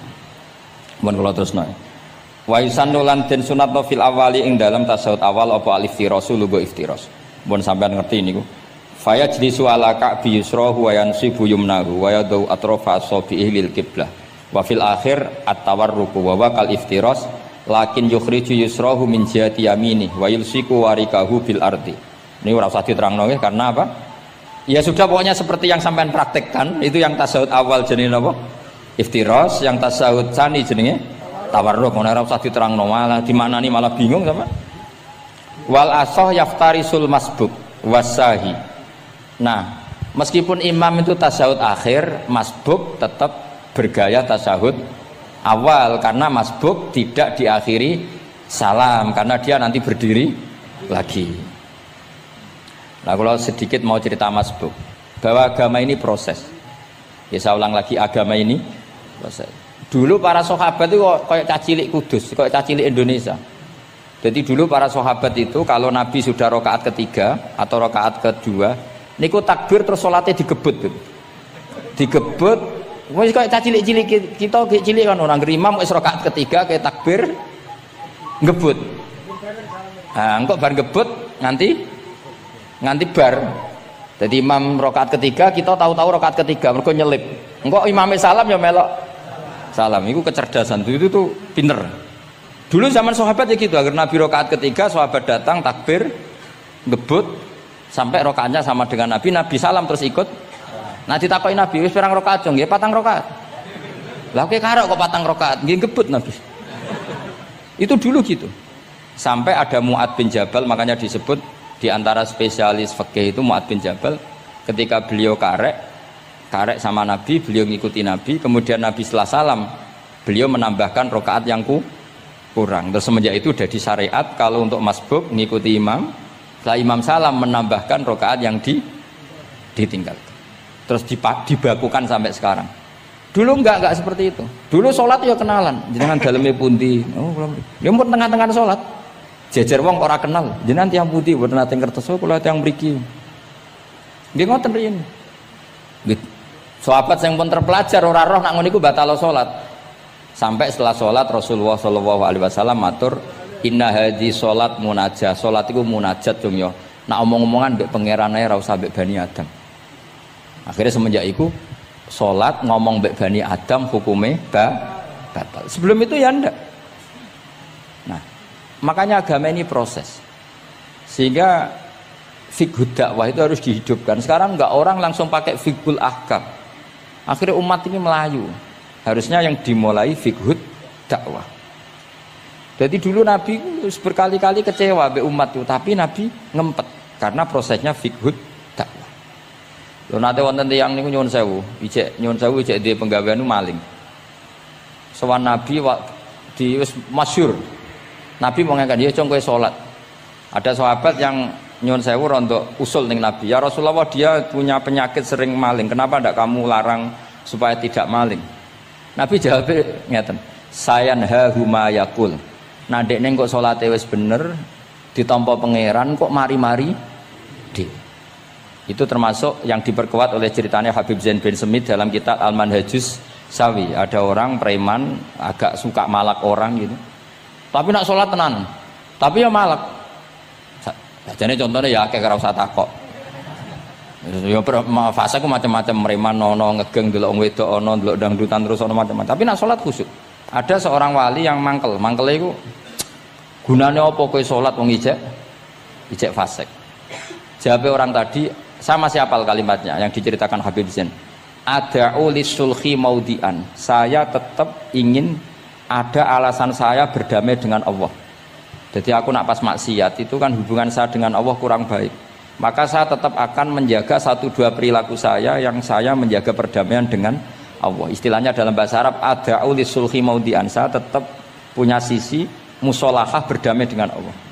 Sehingga suatu saat mungkin Allah pas ridho, sholatnya dia makbulah, kemudian dia jadi wali. Makanya kita ini nggak pernah tahu Allah ridho pas kita apa, juga nggak pernah tahu Allah benci pas kita apa. Sehingga raiso sampean muni apa gunane kaji nek ijek lakuane ngono, apa gunane ngaji Minhajul Thalibin ora usah ngono. Saya pas sampean ngaji, pas ra paham, terus ridho mek kodok kodar. Wah diridani pangeran, wong kondang tenan, wong ra paham kok ridho mek kodok kodar. Sing paham ujub, wong goblok kabeh sing pinter aku tok. Waduh, nyoro lek kula nang. Jadi kita tidak pernah tahu Allah itu meletakkan ridhonya di mana, meletakkan sukhtunya di mana. Wonten orang Hawariyin dalam cerita Ihya. Orang Hawariyin itu orang-orang hebat, wali-walinya Allah, pengikut Nabi Isa. Ono preman liwat. Si preman ini spontan melihat orang-orang soleh itu tertarik, langsung ikut gabung. Saya ulang lagi, langsung ikut. Si wali di antara Hawari ini ada yang risih. Aku terkenal wali kok jejer preman, risih dia. Maka si wali tadi mempercepat jalannya karena risih jejer nama preman. Sing preman dari awal memperlambat jalannya karena dia bilang misli saya seperti saya nggak layak berjejer dengan orang soleh. Intinya si preman menjaga kesopanan, si wali memelihara keangkuhan. Jadi si preman dari awal dia sudah merendahkan jalannya karena nggak ingin sejajar. Si walinya tambah banter karena ingin nggak jejer. Allah saat itu juga menfirmankan ke Nabi Isa karena masih zaman nubuwah, Isa liyas ta'nifa al amala. 2 orang ini memulai amal dari nol. Wali ini tak hapus semua amalnya, preman ini tak hapus semua dosanya. Semuanya 0-0. Yang satu untuk barokahnya adab, yang satu untuk afatnya ujub. Jadi mulane dadi kiai koyo kula ya repot, nak ketemu fase kok repot. Ape kancanan kok diamuk sampean rontok garis keras ngene iki. Gus kok kancanan wong fasik. Ape ra kancanan kok nang ujub. Mulane kula ora jelas ya perkara niku ngoten tak dudono. Kenapa Gus Bak sikape ra jelas? Ya bawaane wong alim ora jelas, bocah kok kandhane angel. Dadi bawaane wong alim ora jelas. Tapi ora jelas e wau karena ape kancanan wong fasik. Engko kancanan wong fasik kok dadi syariat ya ndak mungkin. Sok suci ya ora. Nah, makanya didawakan Allah laisa laka minal amri syai'un au yatuba alaihim au ya'dzib. Dadi wong fasik kok potensine di sepuro pangeran tapi yo potensi disiksa pangeran. Nah delok potensi di sepuro kita oleh ngancani, nah delok potensi disiksa kita ora oleh. Masalahnya kita tidak tahu. Nggih, masalahnya kita tidak tahu. Delok tenggene cerita-cerita wali. Wong sowan Sunan Bonang iku nggawa gula salam templek ra mesti dadi wali. Kali Jogo sing kenale lewat begal dadi wali. Kali Jogo kenal Sunan Bonang pertama iku mergo napa? Begal. Kenalane wae lewat begal. Tapi malah dadi wali. Suraka kenal Nabi ku perkara ape bacok. Mergo dekne ku ana sayembara sing iso nyekel Muhammad, ya tentu dijangkar wong sing ngomong wong kafir, sing iso nyekel Muhammad. Mulane dadi kiai ku bingung. Nak nyeritakno tareh kok nyebut Rasulullah kan gak mungkin wong kafir kok kiai sayembara sing nyekel Rasulullah sallallahu alaihi wasallam dikai hadiah. Ya mosok wong kafir kok sayembarane muni apa? Sing nyekel Rasulullah sallallahu alaihi wasallam tak kei hadiah. Sing bacok Muhammad Rasulullah sallallahu alaihi wasallam tak kei hadiah kan mboten mungkin wong kafir kok muni ngono. Sing kiai sing bingung sing nyeritakno kiai apa muni? Sing nyekel Muhammad tak kei dhuwit. Muni Muhammad kan sekadung ra kulino wong. Cara sampean dadi kiai ya milih ndi? Nyeritakno omongane wong kafir. Milih. Mulane kula kadang kiai ora di pilihan bahasa. Mergo mulane Imam Suyuti sopan-sopane wong, tapi namune Iqra ya Muhammad. Mergo iku satu-satunya kesempatan jangkar Kanjeng Nabi. Kan sing dawuh Allah Iqra. Lah mesti Iqra ya Muhammad. Mergo Allah sing dawuh ning Kanjeng. Tapi nak kita ning Kanjeng Nabi kan gak mungkin muni ya Muhammad. Sekamane ana sayembara, sapa sing iso nyekel Muhammad tak kei unta 100. Suraka tertarik ikut. Tapi barokah iku, barokah kesalahan itu malah roh mukjizat Rasulullah sallallahu alaihi wasallam. Ketika ape baca napa ambis sampai ping 3. Lah iki awale salah niate yo salah, tapi pangeran ngersakno untuk hidayah. Barokah salah iku roh mukjizat Rasulullah sallallahu alaihi wasallam. Iku ora roh, donya iku ora roh. Ana wong saleh sak labah, amen jamaah sampai diarani hamamatul masjid. Tapi ceritanya seperti itu akhirnya. Semalane donga ya muqallibal qulub tsabbit qalbi ala dini. Kita tidak pernah tahu. Ya sudah seperti itu. Paham ya? Tapi ya kita tentu ngikuti syariat wa kullun muyassarun lima khuliqalah. Mohon kula terusno. Qultu al-asah ad-dhammu. Terus sing donga sing diwaca teng tasyahud nggih kula waca bismillahirrahmanirrahim. Qultu ala sah wa anna Muhammad Rasulullah sabata fi sahih Muslim wa alam wa aqalli salat ala nabi sallallahu alaihi wasallam Allahumma sholli ala Muhammad wa ali wa ziyadah ila hamidum majid tumeka maring hamidum majid. Berarti kados kita napa Allahumma sholli ala sayyidina Muhammad wa ala ali sayyidina Muhammad kama shollaita ala sayyidina Ibrahim wa ala ali sayyidina terus sampai fil alamina innaka hamidum majid. Dan ini sebagai penutup kalau badhe cerita kalau ada kitab namine Hasyatut Turmusi. Hasyatut Tarmasi atau Turmusi ini karangannya Syekh Mahfud Termas. Beliau adalah murid Sayyid Abi Bakar apa? Syato Sohibul Li'ana. Terus guru dari Basim Asyari. Beliau teman dekatnya Habib mbahnya Habib Anis. Jadi Anis bin Alwi bin Ali. Jadi temannya Sohibu Simtiduror. Itu beliau cerita tahiyat itu adalah perwujudan dari dialognya Allah kalian Kanjeng Nabi. Terus ketika Kanjeng Nabi dugi Sidratil Muntaha, ya, ketika dugi napa? Sidratil Muntaha, Nabi maos napa? At-tahiyatul mubarakatus sholawatut thayyibatu lillah. Mun Nabi mandek terus dijawab kalian Allah, Assalamu alayka ayyuhan nabiyyu wa rahmatullahi wa barakatuh. Allah mandek. Terus Kanjeng Nabi niku mboten kepengin saking senenge teng umate bahwa kebahagiaan itu hanya untuk beliau. Saking sayangnya teng umate. Terus ditambahi assalamu alaina wa ala ibadillahi sholihin. Jadi niku barokah syafaat Rasulullah sallallahu alaihi wasallam. Jadi sakjane saking Allah namung assalamu alaika ayuhan nabi, hanya untuk Kanjeng Nabi. Tapi Kanjeng Nabi carane nego. Ampun nek Gusti niki umat kula wong kudus kathah ngono dadi kira-kira dadi kowe kudu mikir ya. Dadi ayat kursi iku dipilih ulama perkarane napa? ayat iku njen spesial tenan. Kula niku mboten saged ilem nek gak maca ayat kursi. Nggih maca teng lisan, nggih maca teng ati setiap saat. Mergo mangsa kok pancen luar biasa. Allahu ta Allah iku Allahu la ilaha illa huwal hayyul qayyum. Al hayyu dzat sing urip. Mergo sing gampang bedakno Allah mbek Nabi Isa, ambek berhala, ambek semuanya yang disembah selain Allah adalah kehidupan. Kita gampangane tau ngidolakno Isa kaya apa, tapi akhirnya kecewa nak dianggap pangeran. Mergo nyatane cara mereka pun Isa mati disalib. Utawa cara Islam Isa iku diangkat. Di itu objek. Apapun hebatnya Isa diangkat, diposisikan di langit di. Kerennya apa? Jenenge di itu objek. Berarti yang keren adalah subjeknya, yaitu Allah Subhanahu wa ta'ala.